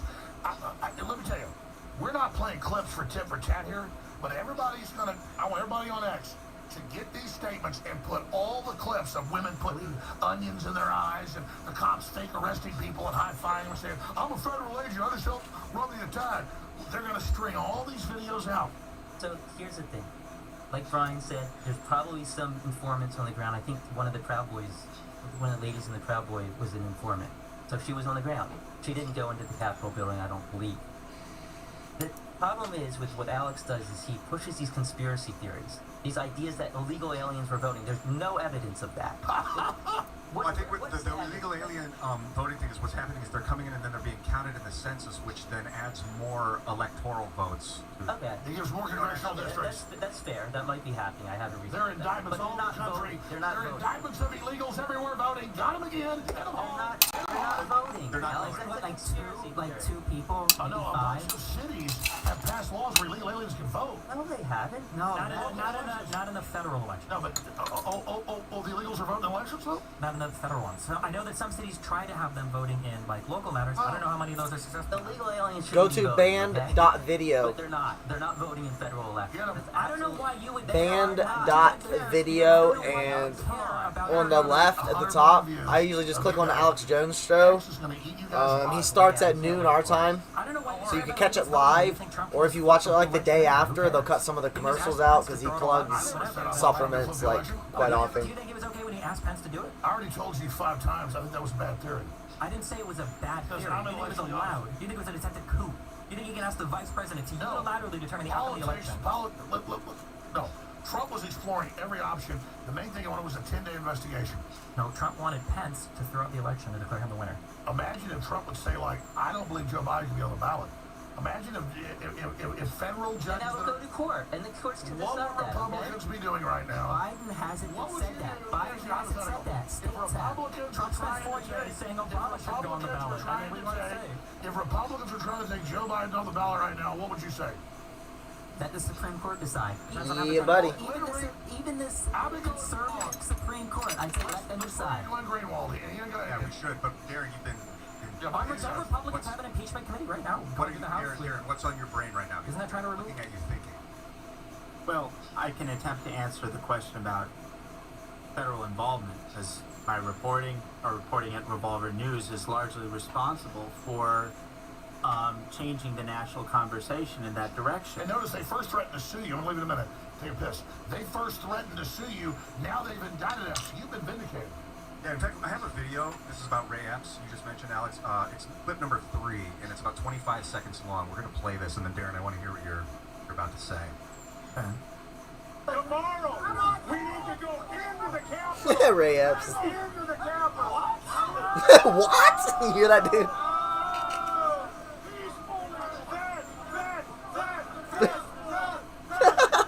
Tomorrow, I don't even like to say it because I'll be arrested. Well, let's not say it. We need to go. I'll say it. All right. We need to go in. Shut the fuck up, Hoover. To the Capitol. Oh, well, wait. Ray Epps didn't do anything. He said peacefully at the end, right? We're going to move past it. Well, no, he said go into the He said Capitol. peacefully. Well, so what? It's still illegal to go into the peacefully Capitol. was- But I thought peacefully was the operative word. Yeah, I thought peacefully made it all okay. No, going in is illegal.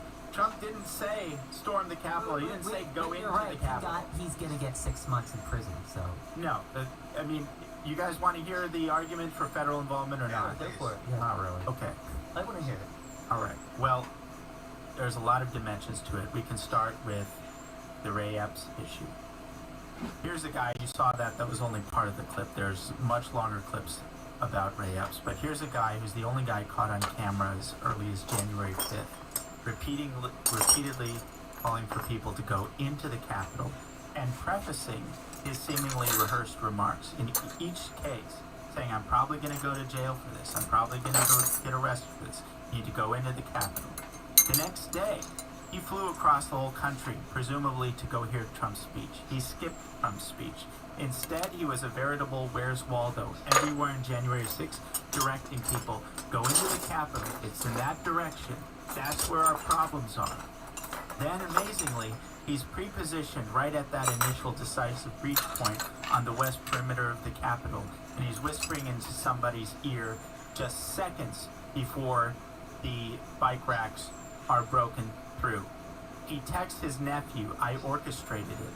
On paper, think about it, he's like a 6'3", former Marine who was wearing camo gear and a Trump hat, and he just happens to have had a leadership position in the Oath Keepers, the most demonized and heavily He prosecuted. used to, right? He doesn't. He used he to. didn't anymore. The most demonized and heavily prosecuted militia group associated with January 6th. And the regime doesn't touch him. However, initially, his behavior was considered to be so egregious he was one of the first 20 people added to the FBI's most wanted list about January 6th. He was prominently featured in the New York Times' ominously titled Day of Rage. Nice, Heath. Of all the clips the New York Times could have That found should be fun. and chosen, they chose Ray Epps to represent their thesis that this was a pre-planned insurrection to storm the Capitol. And then, when the discussion of federal involvement came into being, one of our major pieces at Revolver News, literally the next day is when the FBI quietly removed him from their list. And all of a sudden, he went from FBI's most wanted and featured in the New York Times' Day of Rage to New York Times does a fully dedicated puff piece on him. 60 Minutes does a sympathy segment on him. He's the only January 6th participant that Adam Kinzinger, who's never met a Trump supporter he doesn't want to see rotting in jail for 50 years, that Adam Kinzinger will defend more aggressively than Epps' own lawyers. And now, almost 3 years after, the government finally says, okay, we're going to hit you with a wrist slap misdemeanor, as though people are so simple-minded to think, well, if the argument is hasn't been indicted, therefore he's a Fed, if we indict him now, even if it's a misdemeanor, even 3 years after, no matter what the circumstances, this constitutes a refutation and totally wipes away the mountains of suspicious evidence surrounding the character of Ray Epps. That's just the case of Epps. There are many other things. Can I just touch on that? Real Sure. quick? So, you mentioned a few things I want to touch on. So, you talked about how he whispered in somebody's ear, and moments later that guy went in the Capitol. That was Mr. Samsel. Yeah, that's right. And Mr. Samsel actually testified under oath. I believe he is convicted. He said that Epps actually told him, calm down, the police are on our Well, side. he's changed his story. I would rest that. Did you write the original Revolver article? Yes. Okay, thank you. Okay, I set aside 3 days to go over Ray Epps stuff, and it took me 6 hours. He was one of the stupidest conspiracies I've ever seen in my entire life. So the other thing I just wanted to go for it, real quick. So you said that he didn't get convicted, and he didn't get charged until 3 years later. Okay, so the people who were charged with anything but misdemeanors were people who used violence and people who went into the House chamber where the joint session was, and the people who were involved in a seditious conspiracy. It had to be a conspiracy. Ray Epps acted alone here. Well, no, I wouldn't. That's an open question. As far as we can see, he acted alone. Anything else beyond that would just be a conspiracy theory. So he falls into the same category. Well, seditious conspiracy is technically a conspiracy theory. It doesn't mean that it's not true, right? Seditious conspiracy is a charge. Theory is it's a theory of the case. A theory that there is a conspiracy that took place. So he doesn't fall into any category. I was thinking about you, Beeman. I thought you had went there those three categories. a while back. So he got charged with a misdemeanor. Nice. Yeah, I'll be out west in the Tucson area. And people who went into the House chamber are the ones here who within were a month or charged so. with For the Ray Epps stuff, if you look at his story from start to finish, it was incredibly obvious. The guy is a boomer. The guy was a huge Trump supporter. He used to be part of the Oath Keepers a while before. That's what he testified to under oath. He used to be part of the Oath Keepers years earlier than he left, and he was the Arizona chapter. Ray Epps was the head of the Arizona chapter. That's fine. Ray Epps went to the march. You said you skipped the speech. Tons of people were listening to the speech on cell phones and other things and broadcasting to other people. Ray Epps was outside the speech. There's on video, I know, because you posted in your article with him literally telling people, "Let's go. We're marching to the Capitol." That was before the speech. Sure. Yeah, but he's out to the ellipse. He's telling people in advance of the speech we need to go to the Capitol because somehow he got it in his mind that everything would end up at the Capitol. I'm pretty sure he's doing it in his as Trump is making the speech, not before the speech has begun. No, he began before the speech began. There are timestamps on the video. Then you can go back and watch it on the Revolver stories up there.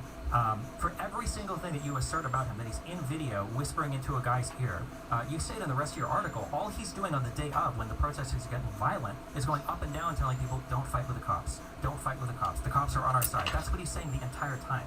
The idea that he said that the entire day, but the one guy whose ear that he whispered into, that unfortunately we don't have, audio capture of, that he and Samsel testified to, is he said, hey, the cops are on our side, or the cops aren't enemies. They both say something to that effect. And that seems to synergize with everything else he said on that day. You go on to say that that guy immediately after was the one that broke down the fence. No, he's not. You can see like 15 people right next to him that are all trying to break down the fence. Yeah, the guy goes in eventually, but if we truly believe that this guy is a federal agent or is working to instigate the riot, we've laid out absolutely nothing supporting that. Just some video footage of another boomer being at the rally that was there.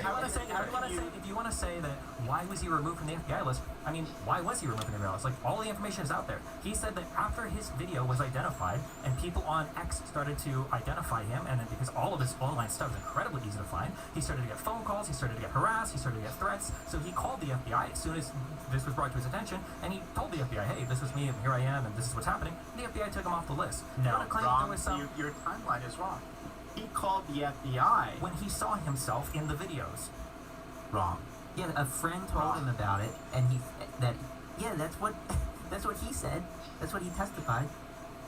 He called the FBI very short after January 6th because of his picture being on the most wanted list. He wasn't taken off the most wanted list until the middle part of 2021.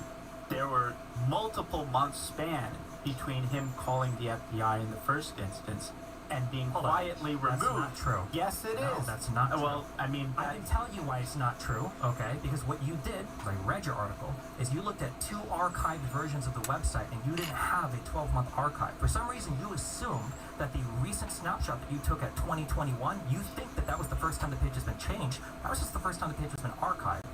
I don't think the FBI's made a statement on it, but what Epps testified to was that he either saw a video of himself or a friend saw a video of himself or a friend saw him on the list where people were, and then people were making videos, and then he called the FBI and he said, hey, I need to talk to you and this is what's going on. If he was a Fed, why would they remove him from the list when everybody's clearly looking at the list? He was one of the only people removed. Why would senators be defending him so vigilantly? Why wouldn't... That's a great question. Why was he quietly removed right when the question of federal involvement became a major part of the national conversation?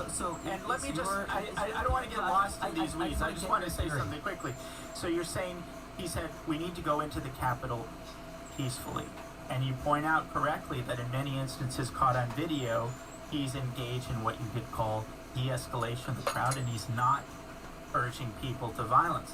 That's all correct. I never said he's urging people to violence. He was absolutely a provocateur, and his mission, as stated and as implemented and as orchestrated by his own verbatim text, was he wanted people to go into the Capitol peacefully. That might be the case. Wait, that might be the case, and if that's all you're saying, it's not all. No, that's everything. That's everything. Nobody here is saying that he didn't say that and he didn't want people to do that. But the claim is that there's some sort of... That's illegal. That's fine, and he can be charged for it. Do you think what up, Golden? Charged for that crime? The issue is you're saying that he was doing it under the direction of a federal agency. Yeah, like a 6'3" guy that looks like he's dying of type 2 diabetes and arthritis is somehow some intimidating Marine captain that's sending people into the Capitol. That was your claim that you provided zero evidence for, and you don't in either of the articles that you write about him. We got Glenn back on the horn. And Glenn, we've been talking about Ray Epps. We played a video. I'm not sure if you saw it. Not Glenn Beck. Oh, did I say Glenn? Greenwald. Greenwald. The other Thanks, Glenn. That's so funny, Glenn. It's hard to tell the difference between nowadays, Glenn, right? Yeah, Glenn has been very patient. Hear from Glenn Greenwald. That's so funny. What's happening here?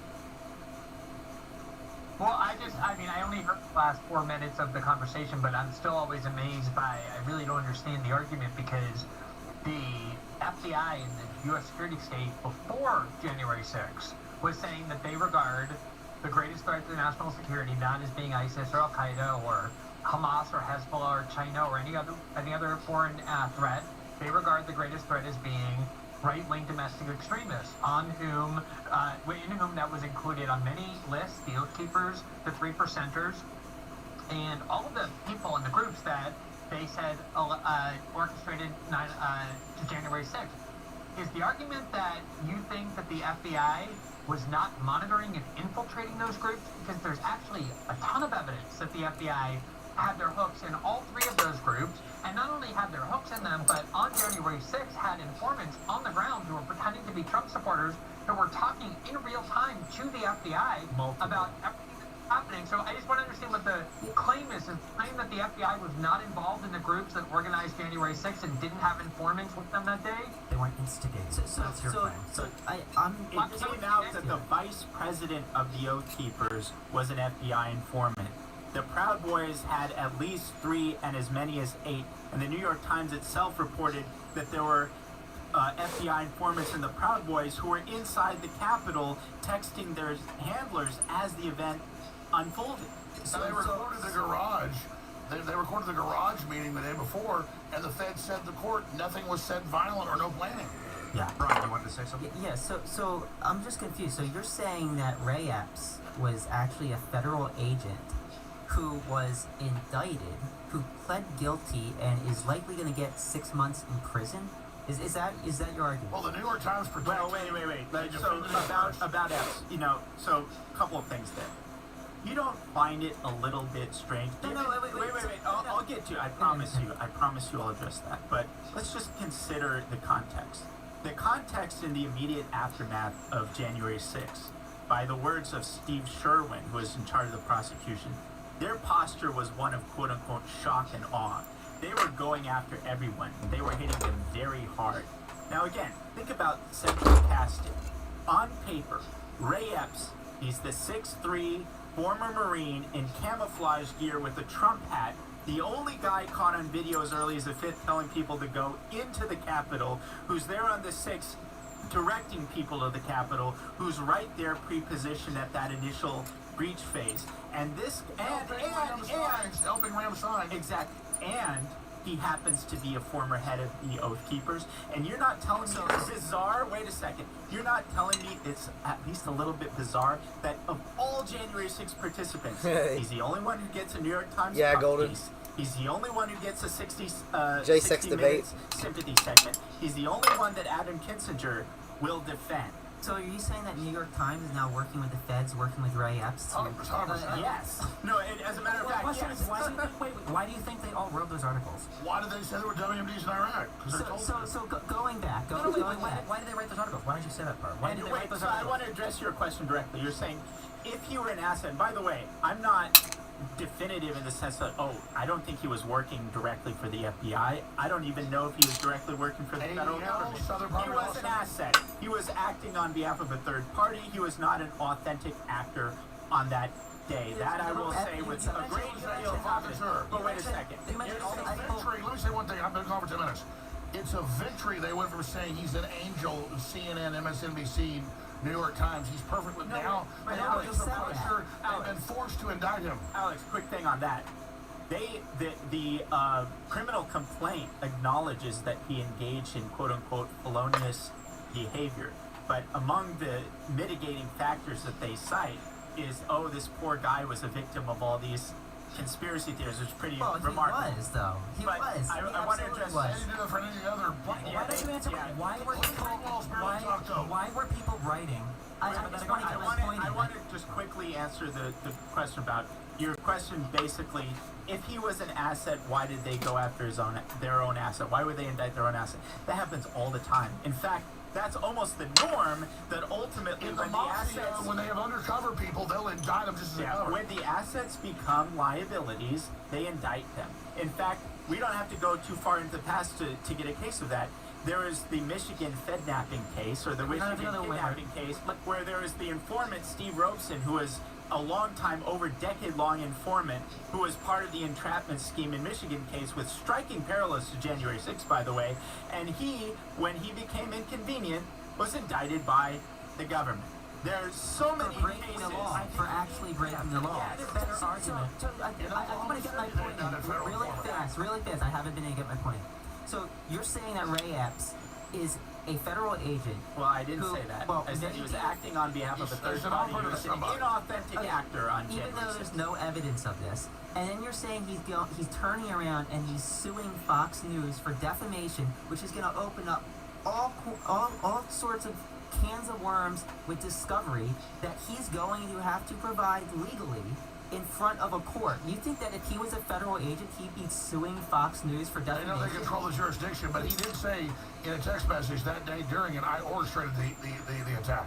You think he's going to sue for He's- defamation? let's listen to that. Sue for He was defamation bragging to his nephew that asked if he was there. And he said, I He orchestrated said, it. I to orchestrated his it. nephew. To his nephew. Well, to them, Why would a federal agent text such incriminating evidence to his nephew? why wasn't he indicted before? We made him the centerpiece He of was congressional indicted. hearings. He was all over the news. They were forced to do it thanks to Tucker Carlson and Professor Darren Beatty's work. Wait, why do you trust Tucker Carlson when he said he lied to you? Tucker Carlson said Sidney Powell was crazy. Tucker Carlson left Fox News because he didn't believe the election fraud claims, that he was being forced to push on TV because of Trump. Why would you trust Tucker Carlson of all people? Tucker early on thought it was wrong. Now he says he was wrong about that. Now he says he thinks the election Oh, was wrong. crazy. So when Let me answer your lawsuit question goes about the away, discovery. when his lawsuit goes away, Let me answer that. the answers change. You know, listen, whether you're right or wrong, you have a right to question the elections. The Democrats do No all one the is, time. no one wants to take that right from you. Brian, you were saying? Yes. Can I say something here? Because I Yes, think Glenn that Greenwald. Glenn, go ahead. the whole context for this conversation is, again, I mean, you just keep going back to it because it's so easy to see. People have this idea of the FBI, like, oh, they don't do this sort of thing. Earlier, I think it was Ed who said, wait, why would the New York Times run a puff piece? Do you think they're working with the FBI? Like, that idea to him is so different. I didn't say that. I didn't say that. It was me. No idea what the history of the FBI is in this country. They have no idea that the FBI throughout the entire war on terror did this over and over. They would target and entrap all sorts of vulnerable Muslims to engage in plots that the FBI created in order to create a narrative that the FBI was needed because there was a much bigger threat of Islamic terrorism than there actually was. The FBI has been infiltrating and then using provocateurs to encourage groups to commit crimes so that the FBI can gain more power, can spread this narrative. You have to be incredibly naive or only paying attention to the news since 2016 and thinking Donald Trump is the only issue, not to understand that this is what the FBI has been doing for decades. And so to have this like naive attitude like, oh, is the New York Times working with the FBI? That is what the media in this country has been doing But you have for no decades. evidence of it. You're just making theories up. By the way, if I can just add a nice little colorful detail there. The author of the Ray Epps puff piece that asked none of the questions that would get to the core of his involvement there. Total puff piece, you can read it yourself. The author of that, his previous work, includes the CIA authorized account of the Sinaloa cartel. Yeah, so the idea this of is the like New York Times, let me say something. The idea of the New York Times isn't cleanup work for the deep states. It's saying what Glenn Greenwald was saying is key. I remember the New York Times headline. They can pull it up in there. We're not showing videos or clips. It would be too much here. I remember the New York Times headline like 15 years ago. 97% of Islamic terror plots were hatched and run by the FBI. That was the headline. We're getting so far away including the from the first point, World though. Trade Center bombing, by the way, which is Alex, just one really quick thing. You said Ray Epps was one of the last to be charged. He isn't the last to be charged. There's 1,200 people that have been charged. 1,250, I who believe. said he's the last to be charged. Alex said they waited 3 years. Yeah, they waited 3 years. That's Do you realize that they're still indicting people and they Oh my gosh, expect you that put they're words in my probably... mouth. They had puff pieces. He was on ABC. Let me finish my point, Alex. And Oh my God. So, Go ahead. do you realize that they're still indicting people? There's likely going to be hundreds of people still indicted. Ray Epps didn't get any less a sentence than anybody else that did anything like Well, it. first of all, they could have hit him Let me with respond, far more Wade. serious charges than they did. He addressed me. What would You the go- charge Let be? me respond. What charge do you recommend? What Okay. charge would have been a May fair I charge? respond to what you said? Yeah, let Alex respond, then I want to hear Darren's response. My God, the man is like a chicken with his head cut off for 3 days, including the day of the event, running around saying, go in the Capitol. He's ramming signs into people. He testifies, I orchestrated this attack. You're not testifying. And then there was a Jan 6 committee. They asked about this text message. He said, I did that. The tax, he didn't testify to the No, order. he testified to the Jan 6 Then committee. he sent the message to his nephew. No, he testified No, to he the Jan. didn't. That he orchestrated it to the Gen 6 committee? You keep interrupting because you can't. I'm not telling the listen, truth. I'm Michael Jordan slamming on you. And what's going to happen is everybody's going to get this clip. No. He testified to the Jan 6 committee. They said, is this your text message? Yes. He said, yes. I told my nephew I orchestrated it. Now stop. Let me finish my point. Thank you for being honest with You keep honest. He said I orchestrated it. You keep acting like He testified that he said to his nephew that he said that. Yes. Yes. In a text message. There you go. And he did So orchestrate he it. did testify. So the point is, you keep acting like my victory is a failure. Where's the evidence that he orchestrated it? I'd love to see He that. said it. But Oh to my his God. nephew. I Oh my God, text, so I text nephew, my doesn't friends matter. things all the time that are Let me finish my point. embellishments. Because you guys, let me finish my point. They're all over every major corporate channel saying this poor little baby. They're saying he was a Fed or an operative or a provocateur for some NGO. He didn't do anything wrong. And when it got so obvious, they finally indicted him with a slap on the wrist. And then you're sitting here saying he didn't testify. He just testified. Whoa. No, he said he didn't testify that he orchestrated it. He testified that he sent that text to his nephew. Then he orchestrated it. But no, then they asked him, Alex, then they asked him if he actually orchestrated it. What was his answer? In the transcript, he said, It wasn't that he orchestrated it. so if I send somebody a message saying a bank is robbed, I robbed the bank. Have you ever embellished a text message to anybody that you know? Like you, maybe not you. I can't see you doing that, but maybe. Actually, I'm kind of understating. Yeah, Alex, you started bringing up a good point. If I send a text message saying I robbed the bank, can I get charged with robbing a bank if I didn't do it? If they got evidence, he's Yeah, there. exactly. They need the And evidence. it's not like he's there saying go into the building. They need He's the there saying go into the and ramming signs. You're right. He's not there saying go in for 3 days. He's not there ramming signs. You're right. Rams is innocent. He's not there Can ramming we signs. get back to or my saying question? go in. And you asked a question. So my You question guys are indefensible. My question is, what should Ray Epps have been charged with? What law did he break that instead of what he was charged with, I think, was obstructing the proceeding? Let her respond. No, Let her he respond. was not charged with that. That's the interesting thing. He was charged with. He what was it? not charged with obstruction of an Oh my official God. proceeding, which would have been a very easy charge and a fairly typical felony Disorderly charge conduct. given to. Exactly. So wait, let me answer this comprehensively. So first of all, it's extremely strange given how conspicuous and egregious and concentrated his behavior was that he somehow was able to avoid the obstruction of official proceeding charge. Number one. Number two, there are even more serious charges they could have given. In fact, in the series of videos that we put out, there's one specific exchange he had with another guy. He said, when we go in, leave this here. We don't want to get shot. So when we go in, leave this here, he's referring to that individual's bear spray. That individual ends up going into the Capitol, committing violence, and doing a whole bunch of other things. And this is a bizarre case because this guy, who is super egregious, has to this day not fully been charged. His case hasn't even gone to a district judge yet. So the obstruction case. Let me give you a sense. Let me give you a sense. Because when we're evaluating these things, we have to compare them to standards applied to others. Oh, let me stop you. You'll go next. Owen Schroyer, I've known him 8 years. He's a badass guy that helps disabled children and is literally like a super good person. No criminal issues in his life other than protesting. He is with me saying don't go in. They charge him, and in the charging documents say Owen's lying. He doesn't work for InfoWars. That's in the charging documents, the sentencing documents. The judge says, I'm putting you in these months in federal prison because you just questioned the election again and gave 3 examples of what he did. No. So Owen spends months in a federal prison. Why didn't he talk about the deferred agreement that he had in 2019? No, I agree, I will. Code Pink runs around and protesting.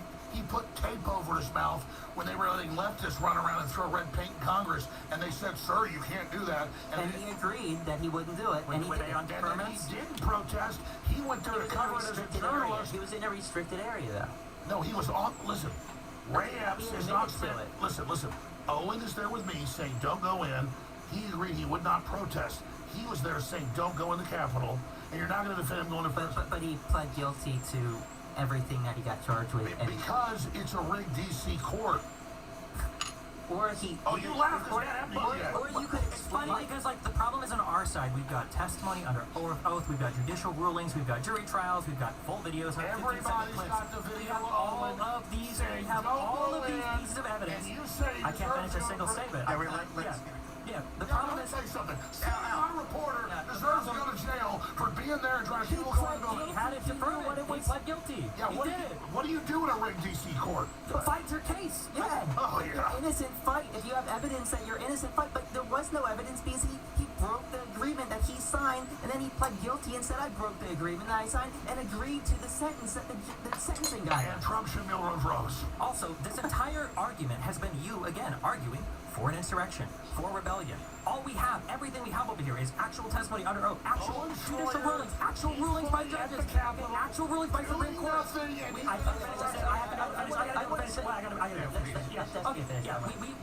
can provide these arguments, we can provide the evidence, we can provide the testimony, and all you do is go, oh, well, I don't trust the courts. Oh, well, I don't trust statements made under oath. Oh, well, hasn't the FBI done this in the past? You can skirt by providing hard evidence. I gotta be able to finish one thing. You know how much a criminal...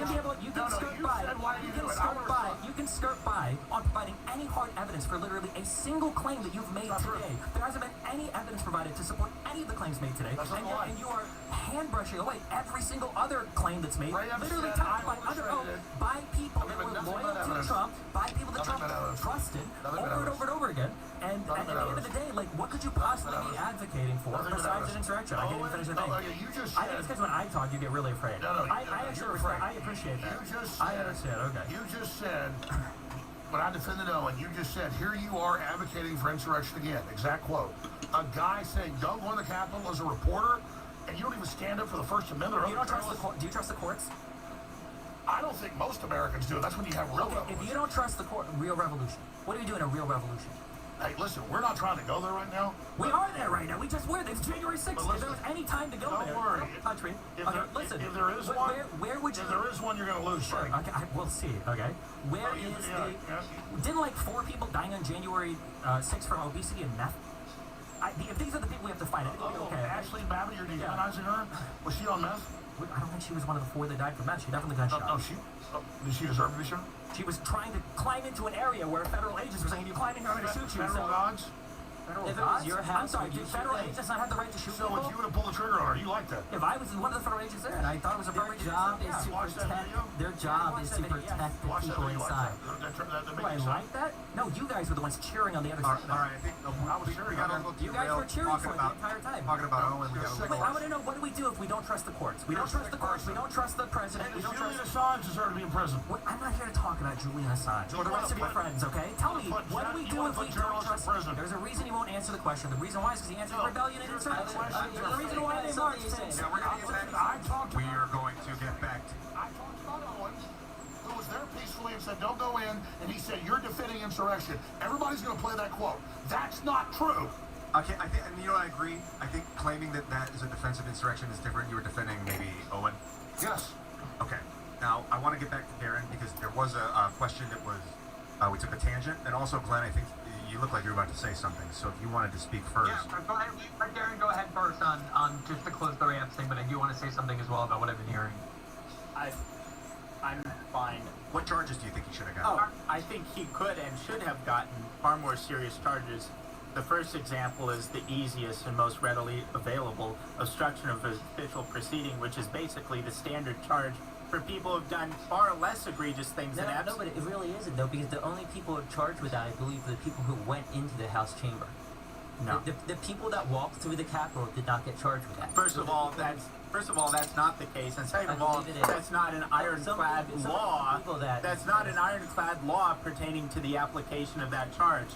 Secondly, there's a far more serious conspiracy charge that the government had available to them if we use the standards that they've applied in similar January 6th cases. Yeah, it was way worse than Joe Biggs or Stuart Rhodes. I mean, it's literally, we're Stuart Rhodes saying invade the Capitol. We're Stuart Rhodes attacking people or ramming signs. Ray Epps did that. Stuart Rhodes literally said that if Trump doesn't impose the Insurrection Act, that we need an insurrection. And he said, storm the Capitol. And he went into the Capitol, and he hurt police officers. He did not go to the Capitol. He called for people that is Joe Biggs did. Joe Biggs went to the Capitol. You just said Joe Biggs. Yes, I got Rhodes. Either Joe Biggs or Stuart Rhodes. Stuart Rhodes did not do that. No, one of them, I forget which one it Joe was. Biggs. Said that. Joe Biggs? You don't even know what I'm He going to say. deserves a year in jail. He doesn't deserve. You don't know what I'm going to say, though. One of them called for people to defend the White House and shoot to kill the National Guard. Let me just answer really quickly. Let me say something.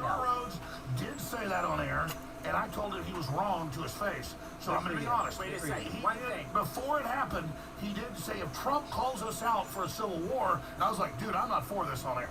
One thing, You're right, that's very true. quickly, I agree. There's a lot of rhetoric on both you sides. wanted That's true. an example of somebody who didn't go into the Capitol who got obstruction of the official proceeding? Yeah. Thomas Caldwell. That's one What of did many. he do? I'm not familiar. Well, I'm going to be honest. Stuart Rhodes did say what he just said. So Yeah, you guys can fix that. Ed O'Brien over there. I'm sorry. You put that. So if you put that together with. No, I get there was some rhetoric. Right, It was dangerous. So I mean, if you put that together with the planning, him and Biggs were planning on two different ends. One Oath Keepers, one There's no without. proof they planned it. Well, if you look at the Telegram An message, undercover agent recorded the conversation in the garage. but have you looked at the Telegram messages where they're basically instructing people where to go and where they're at and that saying, hey, we stormed the Capitol, we took the Now, Capitol. there's no doubt there was LARPing without Trump's directives of some people talking about that. All right, we're gonna. Wait, but why don't we trust their messages, but we do trust Ray Epps bragging to his nephew that he orchestrated play? Well, No, why- I why- just why- said they were talking about it. We're gonna go. Yeah, Glenn. It's called being honest. Let's let Glenn finish this one off because then I have another question for you guys.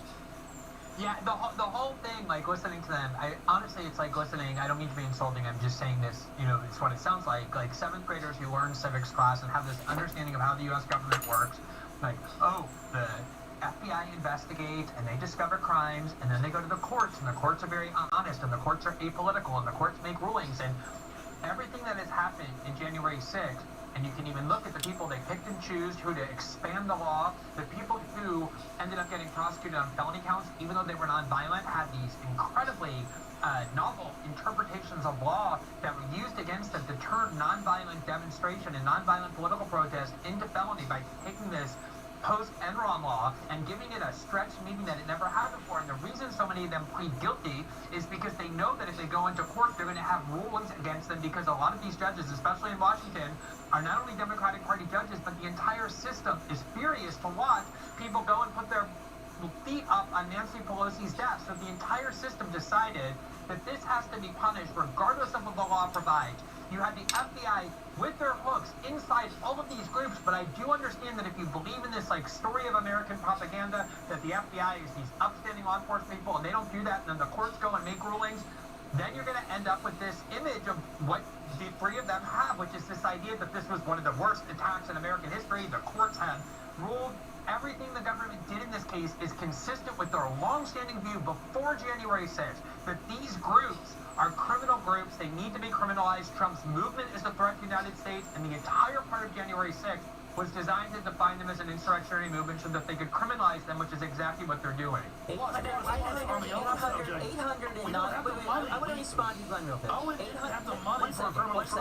890 convictions or guilty pleas, 2 acquittals, 2. 890 to 2. So, is that They're not convicted of insurrection. I believe 170 or so were for violent Illegal acts. parading. A tiny number, a small Yeah, percentage and the of Supreme Court, it is, and they are should be. non-violent. Let Glenn talk. Go ahead. Understand that usually what happens in the United States with non-violent protesters or even with violent protesters is they don't get charged with anything. A tiny percentage of people who use violence throughout all of the Black Lives Matter protests ended up in jail because the ideology in which they were protesting was one that was considered positive and friendly by the institutions of authority. They were on the side of Black Lives Matter. They didn't prosecute that.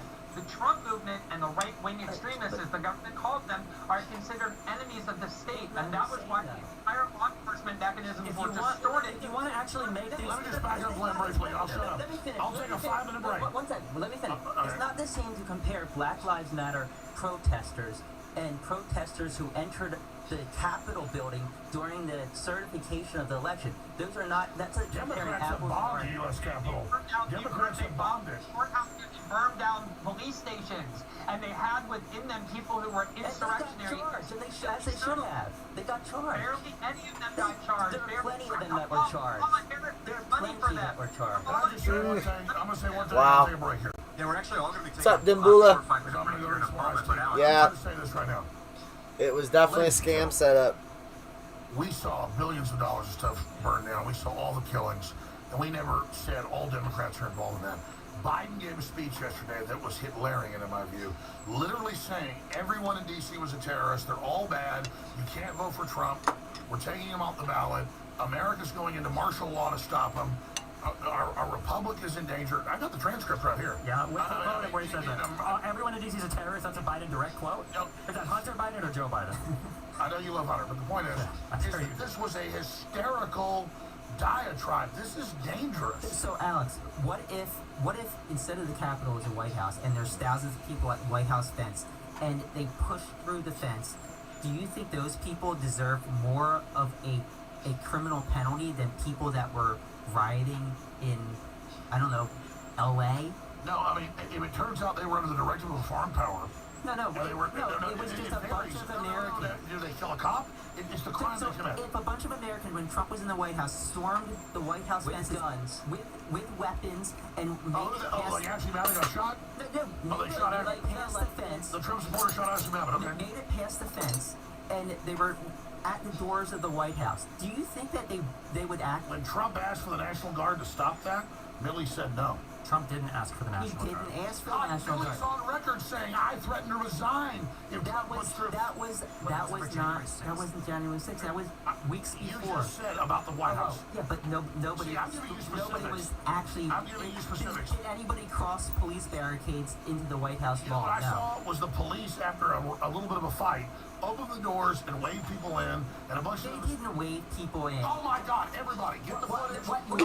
Get the footage. Out of 40,000 hours, There's hundreds. there's no hundreds of clips of people waving people through the door. What I Huh, saw, wow. people breaking the windows, climbing That's through wild. broken windows, unlocking multiple doors, and letting other people in. Once in, police were forced to basically de-escalate the situation and make sure that the Congress people were protected. At that point, they were outnumbered 10-1, the Capitol Police to the rioters. At that point, those videos where they're walking alongside people, they're funneling them into the I was rotunda. there. I was there. You weren't in the Capitol, and I give you credit I for tried that. to You knew keep when to people- turn around. The Wall Street Journal said I was cowardly on top of a car commanding people to invade. But thank God Jack Posobiec, because I didn't have a Twitter then, put the video out of me saying don't go in. I got through the middle of it. Man, I'm glad you did, those and people- you made the right decision. when you're there with 300,000 people, it's 1 million in town, and they don't even know what's happening from. They're being guided in. A lot of those innocent people that just walked to the Capitol have been sent to prison. All right, we're gonna take a. Well, actually, we're not gonna be taking a break, maybe. But I want to ask you guys, talking about these people in prison, these prison sentences. So I want to talk to you briefly about if you think these prison sentences that some of these people are getting are justified or not. And then we're going to be taking questions from the audience from Zero Hedge Premium. So if you haven't signed up at zerohedge.com, sign up for the premium service. You'll get a question before we wrap. But what do you guys think? I mean, let me start with you, Darren, because I haven't heard from you. By the way, I don't want to wrap. I mean, I say take a break. A lot of people are tuning in now.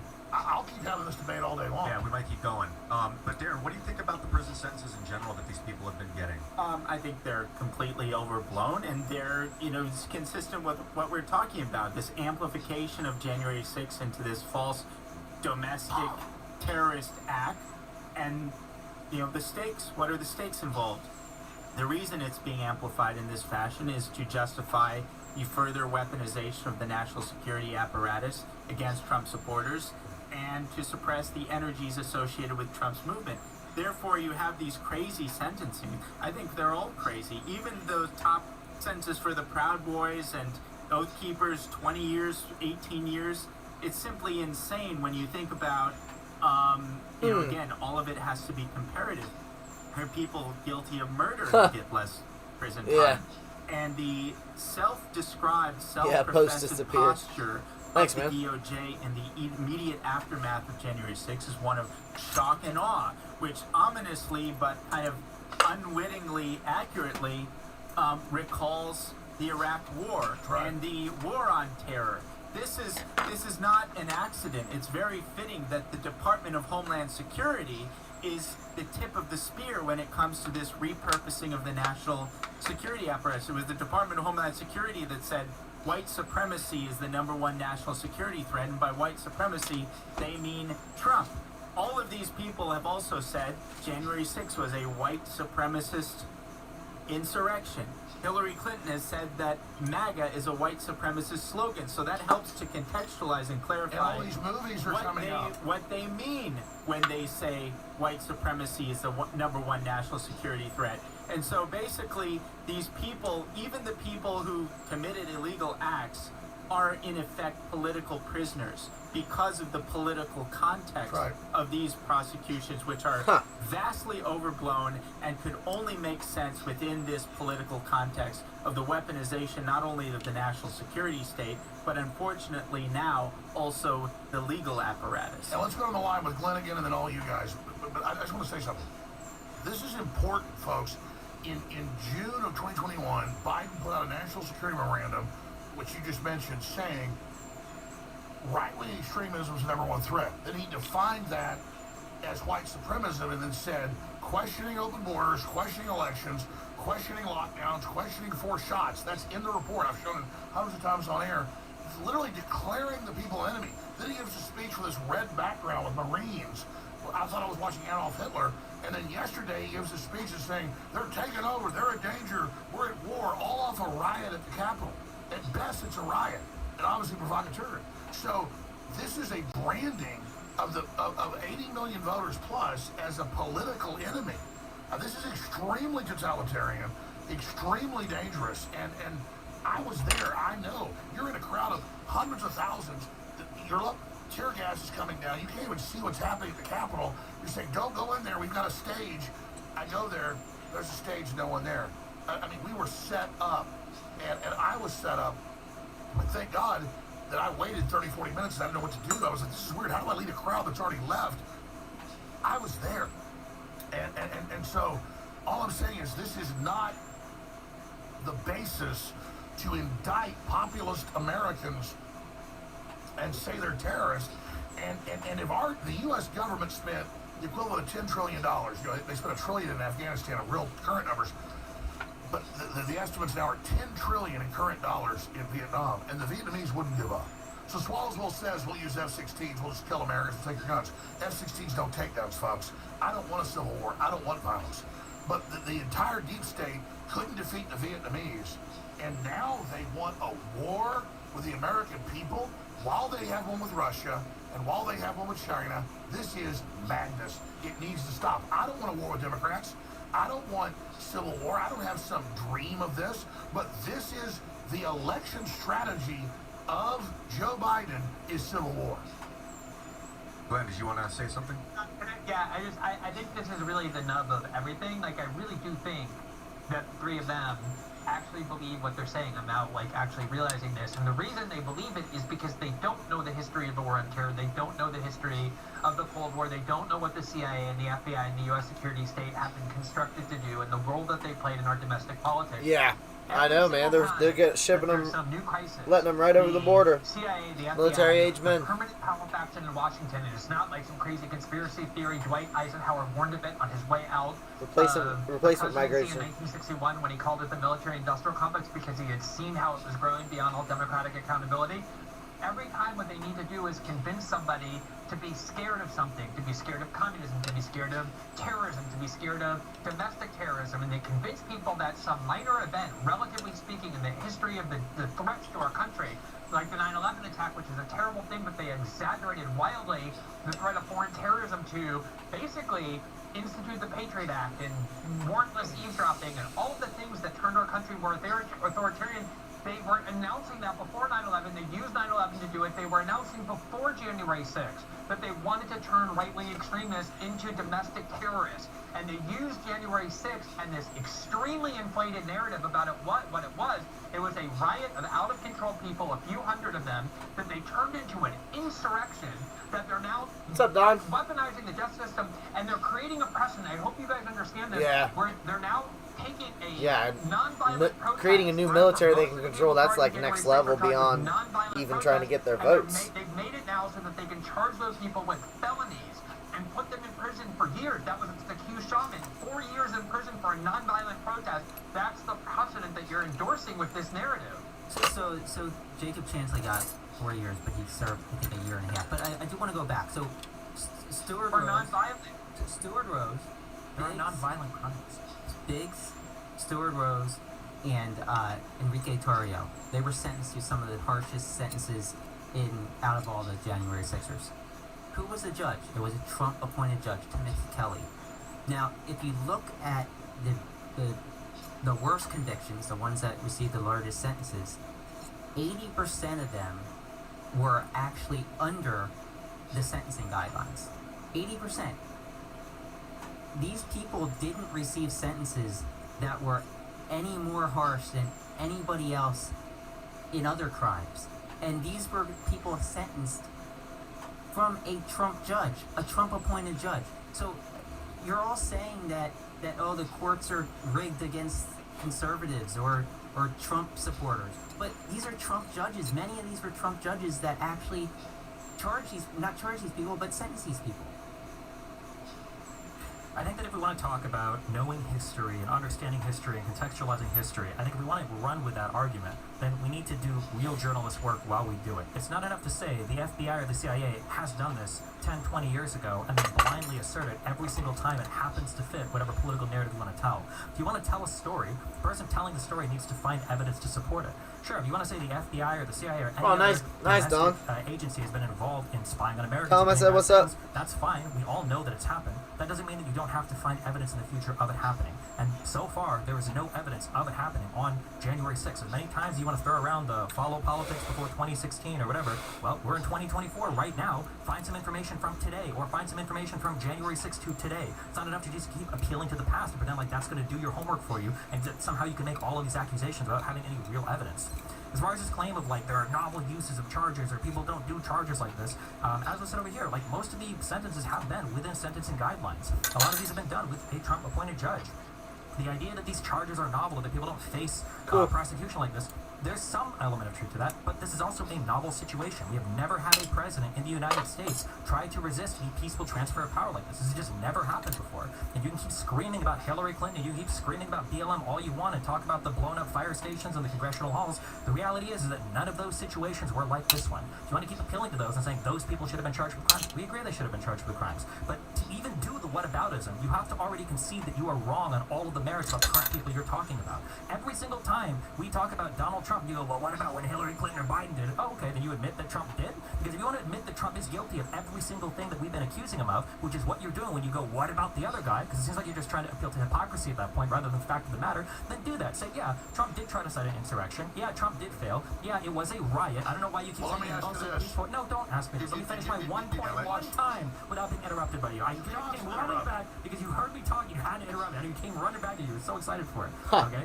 I don't understand this rhetoric of a mostly peaceful riot. Yeah, it's it wild was about mostly peaceful. A lot of riots that have riot aspects to them have a lot of peaceful people there. And a 10,000 man riot, it's not always 10,000 people rioting. It might just be 100 people rioting or 1,000 people rioting. The reality was, there was one event on January 6th at the Capitol building. That event was a riot. Okay, so let me just add some context here. Well, they had 3 trials in Michigan, and one of them it was a mistrial. They let most of them off, another they finally got a few convicted. It came out in court that the feds went and found a bunch of basically homeless potheads. And just like Glenn was saying, the New York Times article, they were more accurate, 97% of Islamic plots were hatched by the FBI, including the first World Trade Center bombing, and they admit all that. And I've interviewed the people involved, Ahmad Salam, all of them, knew they were going to do the bombing. He came and said, why am I cooked a real bomb? Take care, man. They let it go forward. With Whitmer, the same team involved in January 6th from the FBI went and set these people up, and that came out in the mainstream news. So we know this isn't, you guys were saying, we don't want to go back to 10 years ago.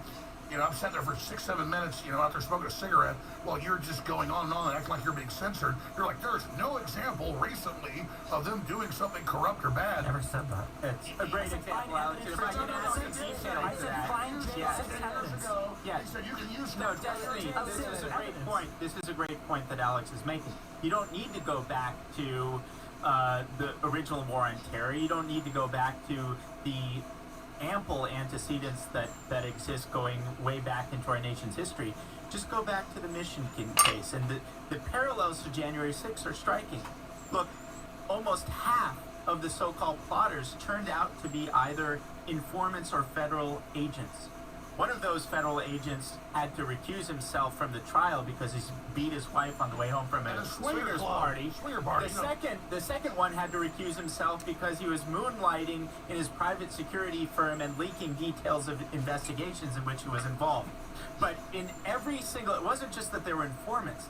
Every active step instrumental to this so-called plot was undertaken by one of the informants or one of the agents. One of the informants, as I mentioned him, Steve Robeson, in the context of, does the government ever burn its own informants? Almost all the time.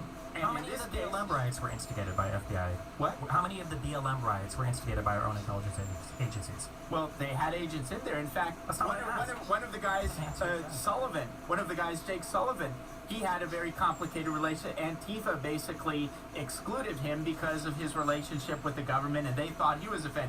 Absolutely, the Feds infiltrate BLM. Absolutely, they Why did that. excluded because he has a relationship with the government? He got excluded because that guy was insane. Because he was screaming at people to do all sorts of violent stuff constantly. Nobody wanted to be around him. Yeah, I'm trying to Trying to get a little bit faster. I told you it was going to happen. And for Sullivan, there's no evidence of Sullivan communicating with why anything. don't you You just talk why about all don't of it. you You guys? guys haven't talked to me.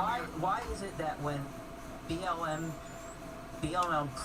rioters, I guess you could say, aren't arrested as much as you want? Like, you say the January 6ers were arrested at a much higher rate than the rioters. That's true. Okay, how come you don't say And that? much more property okay, damage so, as a result of so BLM. here's the thing, though.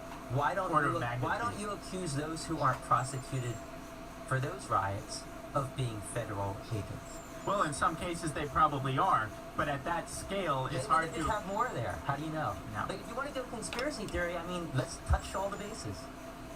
But I mean, Michigan is on record. First, the idea, again, that for the FBI to be infiltrating these groups is a conspiracy theory, again, it requires an understanding of the FBI that's childlike. And what Destiny was saying before is, oh, we're just using what they've done in the past and therefore concluding they must be doing that in the future. He just ignored all the evidence we've been presenting for the last 2 hours, including the fact that the FBI, by their own admission, had informants in all three of the leading groups that organized January 6th and were talking to informants on the ground at the Capitol on that case. Who is the head of the FBI? Who's the head of the FBI? As far as January 6th defendants are concerned, it is true that they're getting sentences similar to what people get when they're charged with felonies. The point is that it is insane that non-violent protesters are being charged with felonies in the United States. That is what never happens. And pointing to Black Lives Matter is not to say, oh yeah, that's whataboutism, so we're admitting that this was an insurrection, and that is too. The point is that what the government is doing, if you look at the disparate treatment between the two, is picking and choosing which movement they like ideologically and politically and which they don't, and punishing much more severely the one that they don't, which is what January 6th is about. Going into the Capitol building with weapons saying, hang Mike Pence, hang Mike Pence. No, that's not a violent crime, but are you saying that doesn't warrant a felony conviction? And that's absurd. People are actually calling for the I'm gonna be honest. No, Alex, hold on 1 second. The majority of people who were charged with felonies in January 6th are non-violent offenders. Yeah, Dimbula. Oh, you're getting censored in Australia? I bet, man. That was designed to criminalize accountants from I kept having issues with YouTube. Every single... If it's a non-violent protest, any non-violent protest now at the Capitol, you're charged with a felony. You're glossing over the facts. You're glossing over the facts, Glenn. People get 6 month sentences. Hold on, I want to respond to People Glenn. get 6 month sentences for going in the damn thing, being waved in by police. That's on record. But here's the facts. The people who got the felonies were either violent, they were taking part in a conspiracy, or they went into the House chamber. Those are the people who got it. The people who walked into the Capitol That's building. not true. It is true. No, it's Look not. It absolutely I just gave you a specific example earlier. One or two based on conspiracy. What did he do? Thomas Caldwell. He was not violent, and he did not go into the Capitol.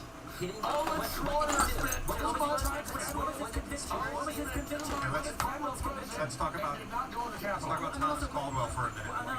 To Glenn's point, keep in mind that when you're saying that BLM wasn't treated the same because of the government and how they, you're not just alleging the federal government at that point. You're alleging every single state government and city municipality that's in charge of arresting people are all on the same page in terms of unfair. The feds are in charge of prosecuting everybody in every state. Thomas Caldwell was part of the seditious conspiracy. He was part of the conspiracy by the Oath Keepers. Let Glenn come in, That's and I why want to he hear got about charged with a felony. Before Glenn. That when Black Lives Matter happened, every single blue state mayor and every single blue state governor laid it on the side of the rioters because they were petrified of being demonized as being racist if they didn't support everything the Black Lives Matter movement did. So yes, the Black Lives Matter movement had corporations sponsoring them. They had Kamala Harris urging and raising money for people to get out of prison who were imprisoned and prosecuted for having engaged in violence as part of the Black Lives Matter movement. The entire establishment was on the side of the Black Lives Matter movement. The entire establishment hated the January 6th defendants. That's the reality of our government that you don't understand. The reality of our government that you don't understand. The reality of our government that you don't understand is that police orders don't come down from the federal government or even from the governors. Policing is done at the municipal level. The idea that governors are dictating. The BLM riots are not all federally prosecuted. These are state crimes happening within states. Happening within states. The idea that the governors themselves are dictating. The governors themselves are dictating the policing policies to all of these different departments. Where's the evidence of any of that? One message, one email, one memorandum, one thing saying don't arrest protesters, don't convict them. Not a single shred of evidence. How much do you love the police state? Why do you suddenly love it? Why isn't that weird? That's the most you guys have. Isn't that weird? And got arrested by George W. Bush against Why are we forgetting something? We're forgetting one thing, and that is that you can commit a crime, you can commit a felony, and it doesn't have to be violent. There's plenty of felonies on the books that aren't violent, including breaking into a federal building, breaking through police lines and going into the federal building and going into the Senate chamber as Congress people are trying to certify an election. How is that going over your head, Glenn? Let me ask you this. I'm asking you this and everybody. Please answer my question. Is this as bad as Pearl Harbor, or is this as bad as 9/11? And all I'm telling you is this Biden announcement that currently the number one threat is the Trump supporters, and Trump must be taken off the ballot. You can punt to the Supreme Court, but they're literally trying to preclude Americans from voting for who they want. That's the election theft and our face. Why do we have to keep going back to that? That's the third time that question was asked and unanswered. Yeah, I mean, who cares? I want to They're taking somebody off the ballot. The leftist guy, I guess his name's Who is he? What did he do exactly? Destiny or something? I don't know exactly where he's from out there. It's the first time I've heard him. Extensively, I was just saying, here's somebody who is not The guy in the middle. who did not go into the Capitol, who is charged with obstruction of an official No, it was proceeding. seditious conspiracy. Well, there was later a superseding indictment. That's a felony he was charged with. Biden's entire campaign is January 6th. Not inflation, not war with Russia, not open borders. I mean, give me a break, man. We had 1 million plus people there. A few hundred died in fights with the cops, and you act like it's the biggest thing since It's a pretty big sliced deal bread. when a president tries to overturn a legitimate election. It's a big deal. That's a really big. You had all your investigations and you lost every single one. When you lose in court, you go to the next day. That's what you keep remember in 2016 when all the conservatives said, well, you know what, if we would have lost the election, you know what we would have done the next day? We would have went to work. 4 years later, still crying about the outcome of the election. So if Biden's going to win by a landslide, why are the Democrats all on the ballot?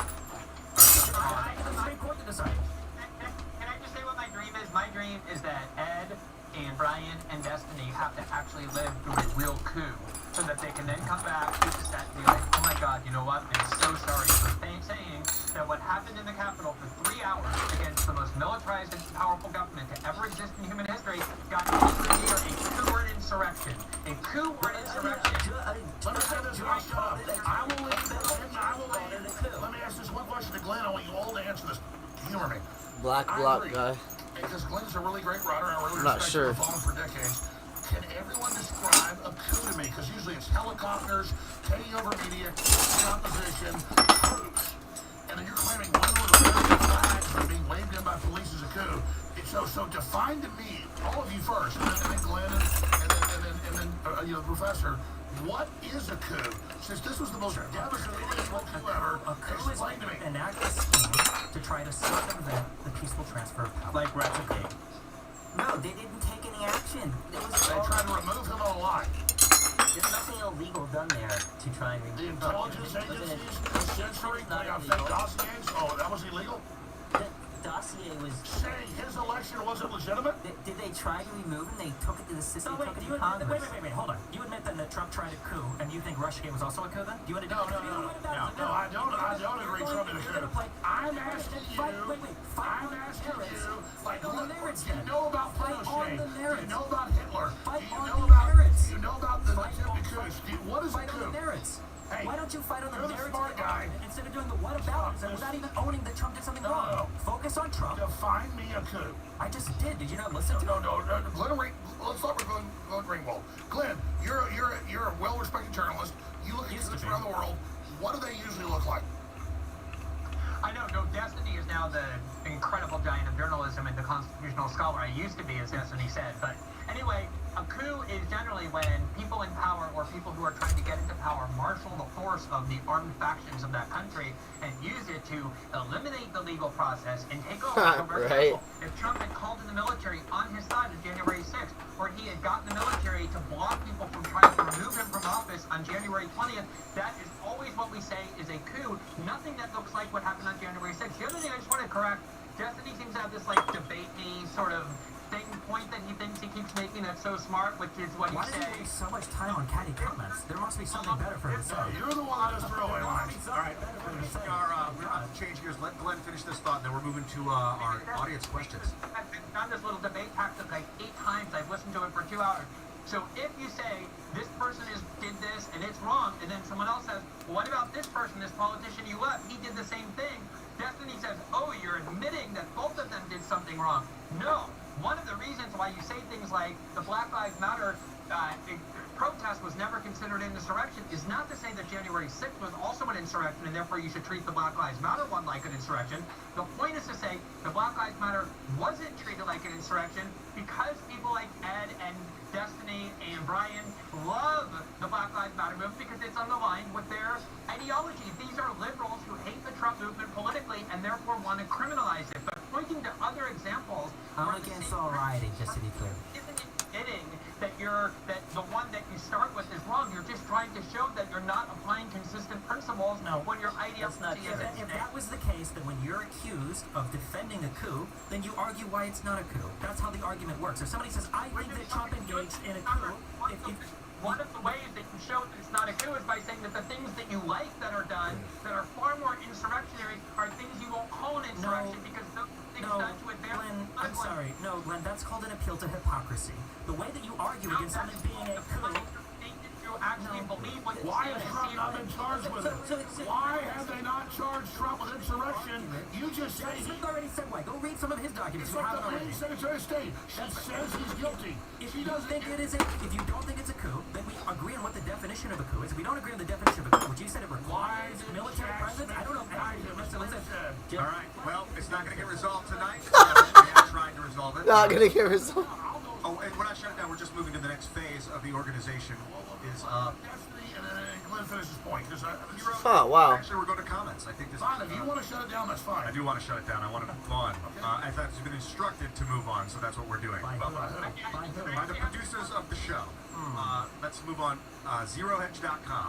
I mean, we can, if you guys want to go in circles and yell over each other for another 10 minutes, I don't want to do it. I want to go to these comments. But the I bet question it was a is, 6'3" Marine, ex-Marine that told you. thanks, dude. Thanks, dude. Shut it down. No, but I mean, listen. This is the heart of it. Alex. These are militaries seizing the telecommunications and the government institutions and killing their opposition. You could do lots of Trump different was going to do Trump did not do that. That a bunch of fucking people being led into the Capitol is not a freaking coup, An man. electronic coup, you know.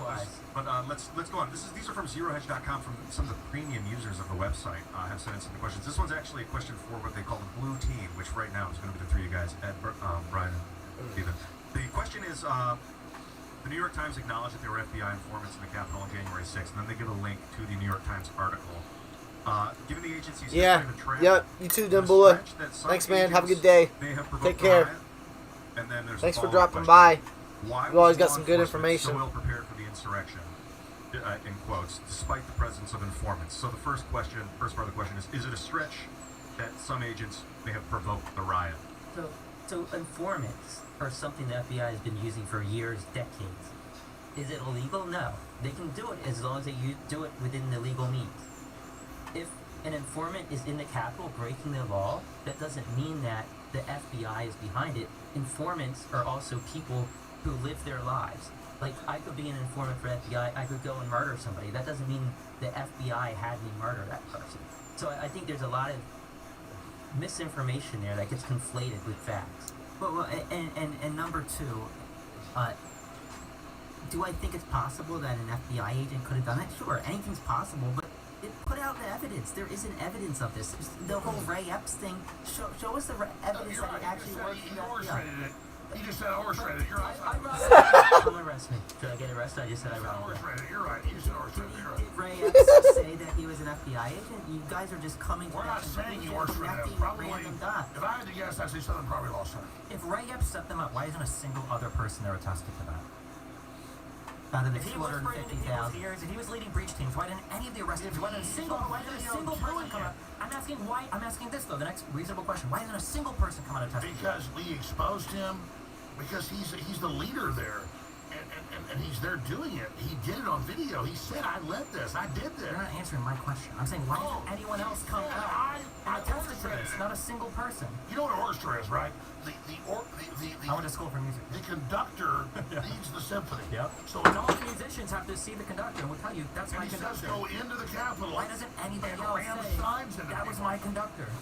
You know, the follow-up part of this question, why do you think law enforcement was so ill-prepared for the insurrection, again in quotes, despite the presence of informants? This is from Space Worm, just so you know, Space Worm from Bureau. Half of them were sent away for crowd control. I think the ill-preparedness came because Trump's deployment of the National Guard in the past, especially in D.C., had caused a lot of people to be uncomfortable with National Guard being present in the Capitol when the certification of the vote was happening. So as they were having conversations prior to establishing security, I think they took a lot of extraordinary bureaucratic measures to make it so that I think that day, if the National Guard was going to be deployed, it either had to be, I think, Miller or Walker. I think one of those two had to be the correct authorization. Let me respond briefly. Which is not We have let's go that way. Let me. We have you 1 hour ago saying Trump never called for National Guard, and you just said they refused it. I got your ass. That's That's correct. You got it. So when the National Guard was deployed, the only area Oh that they my were allowed God, to they do. blocked it. Yep. The Yes, Pentagon that's right. blocked Trump. Yes. You just admitted I Trump did. wanted it, didn't get Yeah, it. you got me. They I only got your ass. deployed 340 This people, and you they're. from an hour ago. You Yep, said it wasn't that's true. right. You got me. Got him. That's right. Got him. You want The to do scope this like of the mission. The Ducky. scope of the mission. You know, rhetoric like this is why Ashley Babbitt got shot. You realize that, right? I'm gonna get shot? No, people like Ashley Babbitt died because of people like you driving people onto this, right? It might be funny for you. I don't know if it's I murdered Ashley Babbitt? You're more or less responsible with this kind of talk, yes. Oh my God, Yes. I murdered. Yes, play in a factual world. You At love least the like tie yourself No, to the ground. you said an Tie hour yourself to the ago. ground. You said an hour ago that Trump never asked for National Guard. I can show 50 articles. It's on record. I And said then you just admitted it. Gotcha. Gotcha. Okay. So here's the thing. Authorized to do that, all you do but is in order to lie. actually call them it was an extraordinary process. When you read the J6 committee in the Situation Room and Sun and everybody else complaining, where's the National Guard? Where's the National Guard? There was a whole bunch of stupid bureaucratic red tape and optics concerns that people had to cut through to get them there. So if you believe the official story and like the 15 to 20 people 1 on hour testify, ago, he but, said you know. Trump never won National Guard. Now Trump wanted it, but he didn't get it for a good reason. Okay, so Alex, Okay. so you're claiming that this is staged. You're claiming the FBI was behind it. In 2019, No, look, you specifically said I almost had like a form of psychosis where I thought everything was staged. So do you still have that psychosis? Well, I said almost a form. So do you almost still have that form You of asked the question. psychosis? Let me quote it Okay. for you. That's out of a larger context about when you're lied to. Go in that court deposition. You're not. I said a larger context of deposition. About Sandy Hook. Which is a That's what larger- because you which said is a- you said you called Sandy Hook's a hoax, and you said it was fake because of this. Sure. So you let me talk now. Okay, go ahead. Yeah. So I said a larger context, which is a larger 5 hours, 8 hour deposition, right? So I just told the truth. I said a larger context. I'm explaining that the public's been lied to so much, there's a major loss of confidence where people then don't believe anything they're told, and that's dangerous. That's not what you said. That's not the context you that's said. actually... That's not the context. I know what I said. But I read it. I read the deposition. So put the full thing out. I don't have it with me, but I read it. The point is, stop. Somebody Google it. You're scared to let me talk? No, go ahead. So that's a whole nother PR firm thing. Things out of context to blow that stuff up. All that. PR firm is telling you what you say in court. No, you're not. We gotta let Alex finish the short question, and then we're gonna go back to the user's question. Madeline Albright told Leslie Stahl of 60 Minutes, I ordered 500,000 children killed because I thought it was a good thing to do. I'd do it again. She's a great person. I question Jussie Smollett. I question WMD's in Iraq. I question everything, and I'm proud of everything I've done. And all that stuff's PR firm garbage. When I talk about the general public, because the media lies about almost everything, loses trust in anything, that creates a general form of psychosis, and it's very dangerous. I talk about that every day on my show. And Joe Rogan just last week said, Alex Jones isn't totally right, but he needs to be right. He's more informative than CNN. They lie on purpose, and the public has lost trust in the system. That's dangerous. What do? So that was the full discussion. Let me give you another example. They say in court, Jones in a custody battle said, I'm an actor. Everything I say is fake. I've offered a $1 million reward for that. I didn't say that. They wanted to put, now a 15-year-old video, back then it was like a 9-year-old video, of me as the Joker saying all these horrible things. Take drugs, kids, you'll die. It's great. So kids wouldn't take drugs. It's reverse psychology. And then, hold on. They wanted to introduce that in court, and my lawyer said when Jack Nicholson plays the Joker, he's not really the Joker. And when Alex Jones is in Waking Life or Scanner Darkly or any of this stuff, when he's being an actor, it's not what he really means. In the scope of when I'm... Are you being an actor now? No, see... How do we know? How do you know? Maybe you still have psychosis. But see, that's the game you're playing. No, I'm not playing a game. I'm serious. No. I am 90... Psychosis is a serious problem. No, when I'm on this show, this is Alex Jones, the analyst, Alex Jones, the pundit. I'll get to you in a moment. Covering... Yeah, Glenn's about to jump in. This game that I don't mean what I say. Ray said I orchestrated it. But that's a real thing. Yeah, we're all playing a sort of character right now. We're all on a stage. I was actually in that Twitter space with you, with Elon Musk. What was it? 4 weeks ago or so. And you tried to claim that you didn't push the Sandy Hook conspiracy theory. We're getting a feel here. I'm basing this on the whole psychosis thing. This is a field. This is not in the scope of the discussion. Yeah, we really got to stick to this question. It's on the user's question. You lied in that space. You did push it. You did say that was fake. You said you did. I have the quote right here. Let me read the quote. Yeah, okay. And we're done. We're done. I want to hear from Gwen. Gwen's about to speak. Let me finish.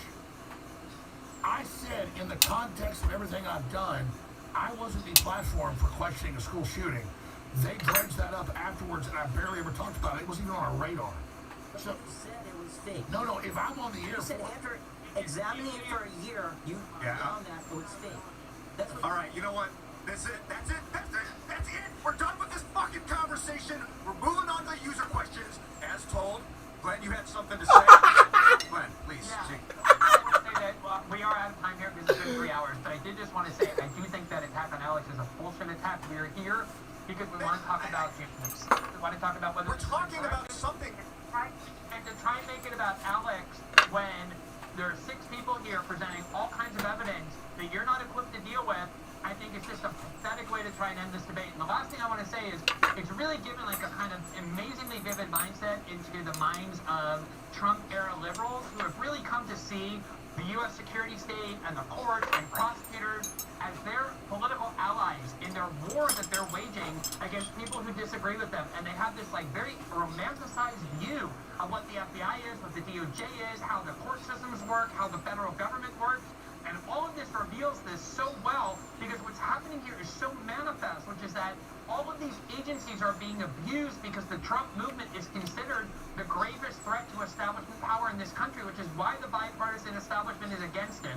to try and make this about Alex and Sandy Hook is a really pathetic way to end the debate. I think you guys have done a good job defending your views. I think you should leave it at that. We definitely have to go because it's been 3 hours. And Well, we're not done. We're going to keep talking with some questions. Not right now. Can I answer the user's question? Yeah, I would love to, but give me 1 second. The only reason I scream is because I don't have a mute button for the people right now. I would prefer not to have to use my voice. I think you did a great job. Thank you. I really Thank you. We'll stay. Oh, yeah, if you're a 3-minute closing comment. All I'm trying to say is I didn't launch any wars. I didn't lie about WMDs. And to bring that in is There was a point to it, though. The point was just that if you were lying about that, or if you had psychosis about that, how do we know that that's not coming about? Half the show we talked about. I did not say I had psychosis. Half of the show we talked about feds, and you. No, I talked to. If you look at the full clip of the transcript, About things I said there's a group. There's a larger lie when we're lied to and lose trust. Then out of that, when no one knows what's true, it creates a lot of problems. So the reason I went back to that is because in that Twitter space, you said that you didn't push it. You said that you just regurgitated other people's information. And that's not true. Because you No, told that's me... not true. I want to shut this down. Go on to the next thing. It's not that I'm scared of this. I'm sick of it. I didn't make my bones on this. I barely ever talked about it. I wanted to correct that, but that wasn't true. 22 minutes in these court cases. Over a decade. 22 minutes, dude. No, I didn't. That's not what I'm doing. You guys bring it up. And fine. Hey, Ellen Albright said she killed 500,000 kids. She'd do it again. I killed no kids. I didn't want to... Come on, guys. Let's talk about what the people are paying. They have questions. We have some legitimate people. I know, but Glenn says he wants to leave. I love Glenn Greenwald. No, Let's go on. He's forced to hang out with me tonight. Okay, we're going to the second question. Unless, Darren, did you want to follow up? I wanted to answer the user's question about the lack of preparation, because it involves a lot more than the question of the National Guard. You know, for additional context, there's the Norfolk memo coming out of the Norfolk office of the FBI, extensively cataloging threats to the Capitol, including maps of tunnels, all kinds of indications that there was going to be a major event at the Capitol on that day. There was extensive government infiltration of every single militia group imputed to January 6th. And there was a standout? Wait. Up to the very, very highest levels. We know that Enrique Tarrio had an extensive conversation with the head of Metro PD Intel. And that's just one example. We know the VP of the Oath Keepers was an FBI informant. We know there are at least 8 other informants in the Proud Boys, including informants who were texting their handlers simultaneously as they were in the Capitol and as the events unfolded. We know of the Oath Keeper Jeremy Brown, who's been attacked and persecuted by the government. Why? Because when he was approached by JTTF agents in December of 2020 to recruit him as an informant, he recorded the exchange and the encounter and put it out there on the internet. The JTTF agent said, there's something going to happen in January. We want you to be an informant for us. We know that there are several influencers, including Milo, who Parlered, or whatever the tweet version is for Parler, put out a message on January 5th saying, I was just approached by federal agents. Whatever they have planned on the 6th is huge. Don't go there. That's just a number of examples. Oh yeah, and there was Donnell Harvin. He was the head of the Homeland Security Office for the DC Fusion Center. His predictions were remarkably specific and accurate. His office came up with the idea that we need to have body bags. We need to focus on the Capitol at 1 o'clock. Specifically, we need to be concerned with explosive planted on side streets that could serve a diversionary effect, therefore allowing for an attack on the Capitol. These are just some of the highlights of examples of the government being in a position to know in advance what was going on. And it wasn't just that there was an ordinary level of security at the Capitol, which is inconceivable when you think of the fact that there was a major proceeding there, that Trump was there giving a speech. Ordinarily, there would be threat assessments, which there weren't. It's not just that there was ordinary level of security. There is a uniquely absent security on that day, uniquely poor security on a day with a major certification proceeding, on a day in which President Trump was there to give a major speech on a very controversial question directly pertinent to that proceeding. So Darren, there's 1,250 people who were indicted thus far. How many of them brought up as evidence in court that they were enticed or led into the building or led to do crimes by federal agents? Well, there are actually quite a few. How many of those? Well, I would count them, but it's not. But was Non-existent. any of that evidence actually admitted in court? In some cases, yes. And But as you actually can determined to be imagine, legitimate. the judicial process is very aggressive in pushing against any types of entrapment defenses, and many defense lawyers, in some cases reasonably so, want to dissuade their clients from entrapment type defenses because their goal is not to uncover the truth about entrapment. Their goal is to do the best for their clients in those specific cases. So out of 1,250 cases, not one of those defenses were actually pushed forward by No, any of those I didn't say defendants. not one. No, There are some, but not as many as you would think. But not because this isn't relevant to the truth, but because if you're a lawyer, even a good faith lawyer, you are required to give advice to your client that's not, what's most likely to uncover the full truth about the broad event of January 6th, but what's most likely to keep my client out of jail or to minimize the time that my client The truth is exculpatory. Right. I would think that evidence that a federal agent led you to commit a crime or acted in a way that made you want to commit a crime would be pretty exculpatory evidence right there. Yeah, it would in certain cases. And like I said, there are people who are pursuing that.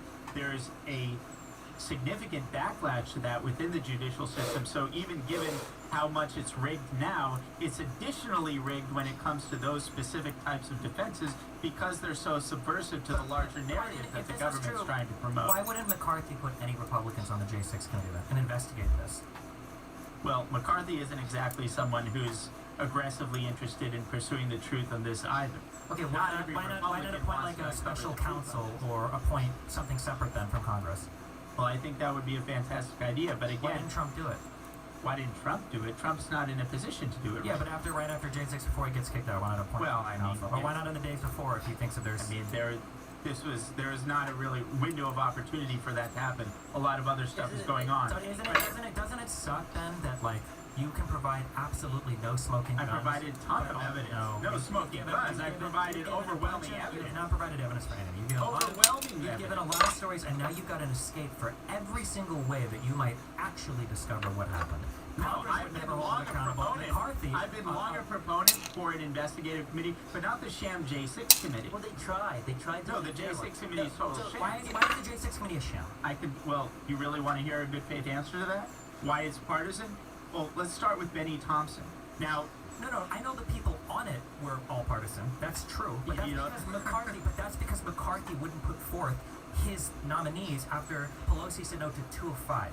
well, Why didn't he first put of all, forth 2 I other think ones? those two should have been I'm allowed not asking you that. I'm asking why didn't McCarthy put forth 2 other ones? because he didn't want to legitimize a process that was totally illegitimate. So how convenient for you then that now we can also say the entire J6 committee No, has it's not hundreds convenient. It is It's not convenient for me. Yeah, none of the It's evidence you can convenient point to for is the admissible. regime. No, It's convenient for you. the regime not to have a legitimate and disinterested fact-finding commission to truly get to the bottom of the real questions that matter in But relation to January 6th. there is no disinterested fact-finding. You guys say Comey was biased, even though he was a lifelong Republican. Well, You say Raffensperger was biased, even though he was a lifelong Republican. You guys say that Barr was biased, even though he's been a lifelong Trump supporter. And a Republican. You say Ray is biased. Like every single Absolutely. person. Yeah, so then there are no unbiased Well, fact-finders. I didn't say there are none, but the specific names you mentioned, absolutely. What about William Barr? And How about yes, So all these Trump appointees, Trump. Yes, he made terrible appointments. You hire people, right? That's well, what I he didn't did. say that's not my Well, that's what he contention said. here. who would be able to investigate this? I think there are some people who could. I think Jim Jordan who could. I think Jordan would be your example of an unbiased party. Jim I would Jordan say- was literally part of the investigation. I would say for there to be a legitimate committee, it would have to include people who are genuinely interested in pursuing not only the questions that Benny Thompson and the hyper-partisan Democrats wanted to find out, but people who are sympathetic to the other side who would be willing to I pursue agree the with you. questions that I've raised Sure. and have been raised that But were the- not addressed at all in but the the committee, Republicans- because all they were interested in was demonizing Trump and setting up a criminal proceeding for Trump. They weren't interested in getting to the bottom of the questions. Why was there uniquely poor security? What was going on with These the level questions of are federal all asked. infiltration? These questions No. are all asked as part of the. No. It's an 847-page report. I invite you to read it at some point. No. The reality is that McCarthy at any point could have put 5 Republicans that he chose on that committee, but because Nancy Pelosi said no to 2 of them, I think Banks and Jordan, that were actively being investigated or would have been the subjects of the J6 committee, he said no to anything, and now we get to say it was all a sham, even though the majority of the people interviewed were Republicans, even though, as was stated Well, it's not earlier, that you're every single you're person banking near a lot Trump. on the Republican issue, but it shouldn't be a surprise to you. Many Republicans' institutional apparatus of the party is Can I not ask a necessarily question? friendly Sure. to Trump. I There are understand. many I agree. Republicans Can that I are ask a question? hostile Sure. to Trump. If every single person in government, if every Republican, if every Democrat, if every judge, if every person in the United States that is in Trump's peripheral ends up hating Trump or not wanting to work with Trump, at what point Well, do you we're not say, saying at every. what point you are? But At what Christopher point- Wray is not, At what point? At what point do you just say? I've been gone maybe- for 10 minutes. Maybe Let me the respond. problem. I'm No, you're not. You listening. can't just right back in here and cut me off. Okay? No, I'm At what listening. point can we not say maybe Trump is actually genuinely a horrible person, or maybe Trump actually genuinely tried to circumvent legal processes in order to coup the government, or at least whatever you would call him asking Pence to unilaterally Biden elect the is government for trying to him. make it his #1 campaign issue about January 6th. Should be the #1 campaign issue. Wow, not inflation, not open borders, not human smuggling. You're the president trying to circumvent the peaceful transfer of power for the first time in U.S. history. This actually takes me to the next question. This is going to be our final No, question Trump's for not been tonight. convicted of anything. This is a question Not yet. from Fred C. And the question is, will Destiny address, quote, is white supremacy the biggest domestic threat faced by the Yeah, United States? nice. And I open it up to the panel after you give an answer there, Steve. Domestic threat? I don't know how the FBI judges domestic threat. It wouldn't surprise me if there's a lot of crossover with like white supremacy groups and that being like organized like a domestic threat, but my guess would be domestic threats in the U.S. is probably fairly low to the total security of the U.S., so I don't really care that much about it. I don't know. But that's the official policy, is white supremacism is #1 threat. What is that? That's not a policy, that's a statement. No, that's an executive order in June of 2021 put out by the What White are the House. negative policy choices or what are the bad things that are happening because of that declaration? They try to skew crime numbers. They say everything is that. I mean, this is like a major Say thing. skew crime numbers say everything is that. What do you mean? Do we not count crime by black people anymore? Didn't we just get all of the No, the hate crimes FBI against says the Asian #1 people? crime is white people. They say the #1 crime is white people. But they do it statistically by manipulating the numbers, yeah. I don't think the FBI is in charge of manipulating The numbers. FBI is not involved in crime statistics? I didn't say involved in crime statistics. I'm pretty sure you can go to the federal. There's a name for the site that has Destiny, like I all don't the believe shooting. you're like hiding under a rock somewhere. You got to know he gave a speech for an hour yesterday saying that MAGA people are terrorists are about to take over. I mean, you don't know. You just said it's good that Biden is running on January 6th. I think Jan 6 is a huge deal. Yes, the president trying to circumvent the peaceful transfer of power is a really big issue. And that's why he can't be allowed to be voted for. No, that's not why he can't. He's not allowed to be voted for because He's Section 8 of the claiming 14th you can't vote Amendment for says him. that if you have been a Trump prior is oath claiming they taker want to steal an and you have election. been engaged in So rebellion we or gotta insurrection, take you're not him allowed to out. run for office again. We have to be clear about what's really happening. The standard Democrat voter, these people don't care about the so-called insurrection. That's not Biden's audience.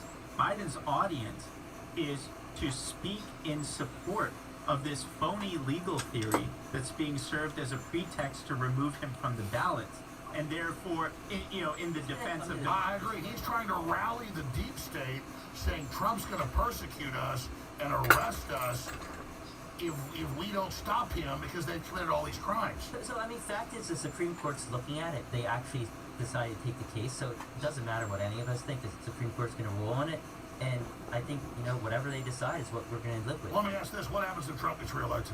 What do you mean, what happens? Well, what do you think? They've still got criminal investigations, criminal trials. So you mean if he gets reelected before being sentenced, if he is convicted? Yeah. I think he just takes over being president. He pardon himself or get the presidency. And I don't think he didn't persecute his political opposition when he was in. I don't think he's going to try to do that. He asked Barr to investigate Hillary. quite the opposite. Trump's own bureaucracies were undermining him. Well, It's far from him using the bureaucracies to go after others. His own bureaucracies were circumventing his own president. Well, that happened with Biden as well, wasn't it? But everyone can see No, Comey doing the the investigation establishment's emails. after Trump. No? Yeah, Hillary's emails. Yeah, Hillary's emails was under Biden, right? What about the Hunter Biden There's investigation? no acknowledgement. Hunter Biden investigation. That's Yeah. Biden's DOJ. Hunter Biden, he was convicted on the grind. And that's because the Democrats want him to step down for Newsom. Oh my God, there's a reason why. Yeah. There's always So now the Democrats don't want Biden to step down. That's admitted. There's an explanation for everything. Democrats who The debate continues. No, the dominant Democratic Party wants Biden to step down. It's been all over the news. And then they're putting pressure on him to do it. You're saying that's made up? He's not going to step down. How does he step down? Because you still need to have a primary, and it's And past if you the notice, he's deadline. frozen out the other candidates in his primary. The deadline has passed, so if he was to step down right now, Harris would likely be who the nominee would be. Well, It's too late for Newsom. I think he'd miss out on several states going. we've really run. Answer that question. we hammered that one right to the ground. Ladies and gentlemen, tonight is coming to a close. Zero Hedge, thank you so much for putting this debate on, and everybody on the panel, man. Darren Beatty, Alex Jones, Steve Bunnell, Brian President, Glenn Greenwald. Tell us about your show, what you do. I'm the co-host of Timcast IRL on YouTube, Monday through Friday, 8 p.m. Eastern Standard Time with Tim Pool. It's a blast. We talk about technology, politics, And culture. Yep. My website is revolver.news. We broke a lot of these January 6 stories. Take the challenge for yourself. Go to revolver.news. Look at the pieces, in particular the Ray Epps series and the Pipe Bomb series. Decide for yourself whether or not there's overwhelming evidence for federal involvement. And then I do 7 days a week, live on air, 11 a.m. to 3 p.m. weekdays. Saturday, we do special reports every times. Sundays, 4 to 6 p.m. Infowars.com/show. Now, Real Alex Show's back on what was Twitter, now X.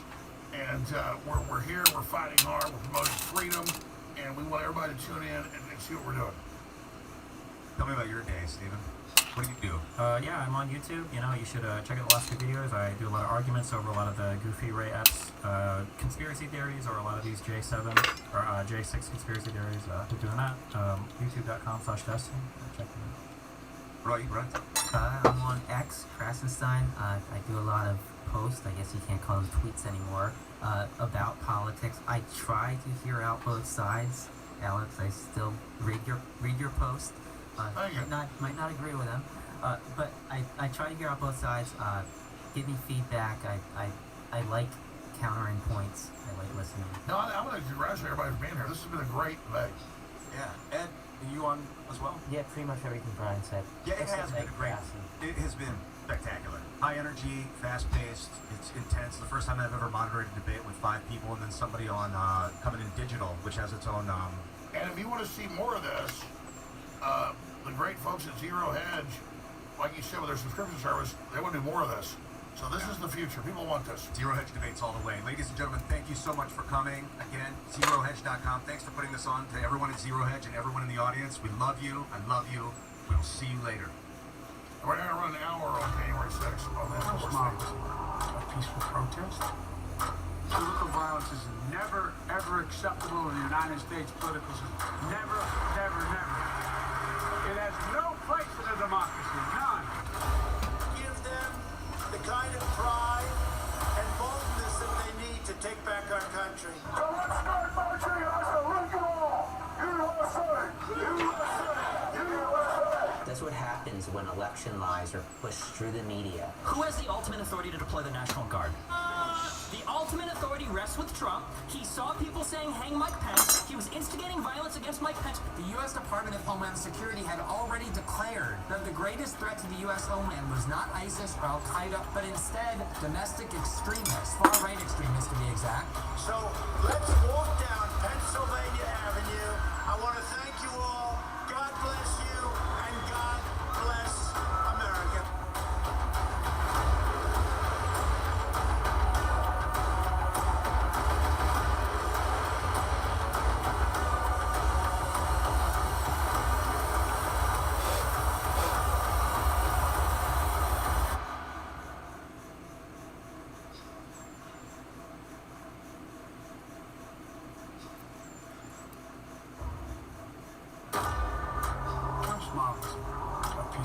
protest? Political violence is never, ever acceptable in the United States political system. Never, never, never. It has no place in a democracy. None. Give them the kind of pride and boldness that they need to take back our country.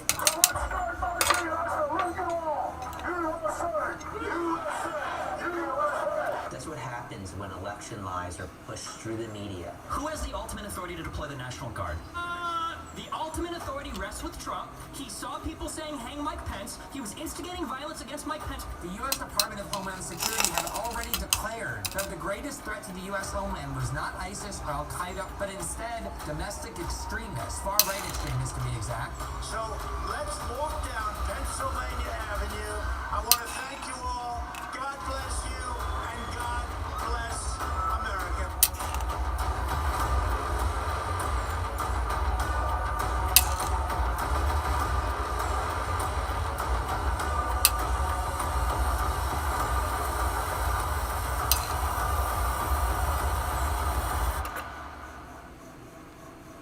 Ladies and gentlemen, welcome to the second Zero Hedge debate. It is an honor and a privilege to be asked to moderate this debate. I'm Ian Crossland, going to be moderating tonight, and the debate tonight is going to be about January 6, 2021. Some things happened on that day, and we're going to be talking about them from start to finish as best as possible. We have an incredible panel of human beings that I'm going to be introducing shortly. Before I do, I want to talk a little bit about Zero Hedge, who's putting on the debate. Zero Hedge was a company founded in 2009. It's a libertarian, fiercely independent, and counterculture news organization. They are also, they have on their website, they have a premium service that I want to talk about before we get started. You can go to zerohedge.com and sign up for the premium service, bypassing the advertisements to get exclusive financial, economic, and geopolitical knowledge and data. It's highly articulate information. It's a great, really great organization. And it also gives you access to the secret Twitter feed, or the X feed, formerly known as Twitter. What's up, Elon, in case you're listening. With market-moving financial advice, real-time updates. It's a great service. So you can go to zerohedge.com, sign up for the premium service, get started there, and from there we're gonna jump into it. I want to introduce our panel of incredible people, as I said earlier, and I'm going to start from the end and give you guys a chance to introduce yourselves. We have Ed Krasenstein. Yeah, how's it going? I'm Ed Krasenstein. You know me on X at Ed Krasen, also the twin brother of Brian. Thanks for pointing out that it's Krasenstein, not Krasenstein. Well, it can actually be either. You can do Krasenstein or Krasenstein, and I really don't care what you use. So. It's Frankenstein, not Stein. All right. Frankenstein. That was Alex Jones, if you didn't know. We also have Brian Krasenstein. Hey, Ian, it's great to be here. I'm Brian Krasenstein, known as Krasenstein on X. I'm Ed's slightly better looking and more intelligent twin brother. And modest as well. Probably the most modest of the Krasensteins. Next to Brian, we have Stephen Bonnell, known as Destiny. What's happening, man? Hey, what's up? You know me on YouTube at Destiny. My real life name is Steven, and I scream and shout at people on the internet for a living. Next to this dude, we got Alex Jones. Alex, explain yourself. Well, I don't think I probably needed much of an introduction, but I mean, I was there on January 6th, and I saw what happened. And so it's a very important discussion we're about to have tonight. I'm glad everybody came.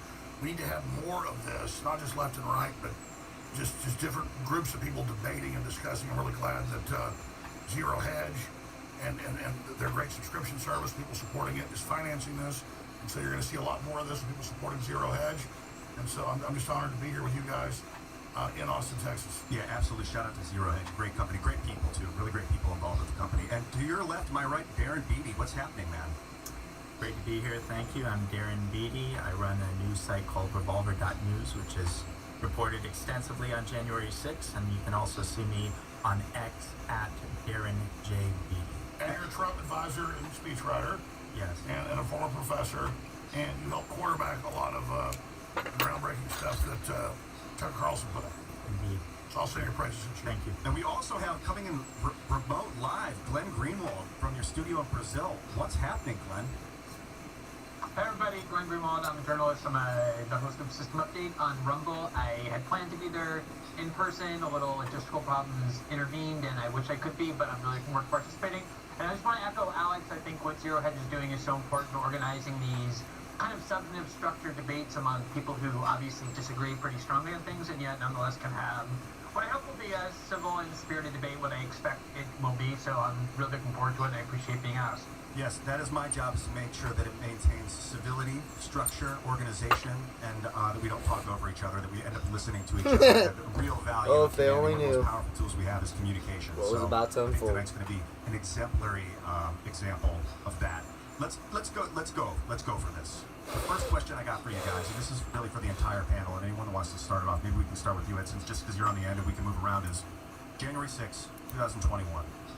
Was it an insurrection? And before you answer, I want to read this. This is actually what it's called 18 U.S. Code 2383, rebellion or insurrection. Yeah, let me do an overhead shot. This is right out of Cornell Law here. Excellent. All right, I'm going to start reading this. This is according to the U.S. Code. Whoever incites, sets on foot, assists, or engages in any rebellion or insurrection against the authority of the United States or the laws thereof, or gives aid or comfort thereto, shall be fined under this title or imprisoned not more than 10 years, or both, and shall be incapable of holding any office under the United States. It technically doesn't define insurrection. It's the code talking about what an insurrection is. Of course, they use the word insurrection in the actual code itself. But what do you think? Do you guys think it was an insurrection? So I personally believe it was an insurrection, and I base that on the fact that 20 court decisions called it an insurrection, and the fact that there was a bill passed in the Senate that called them a mob of insurrectionists. I think the bill passed, or it was in the House of Representatives, 406 to 21. That was a statute to award the police officers medals, and it referred to these individuals as insurrectionists. So, I mean, I think the term can be subjective. I think, people can say nobody was charged with violating Section 2383 of Title 18, which is insurrection and rebellion statute. And nobody was, right?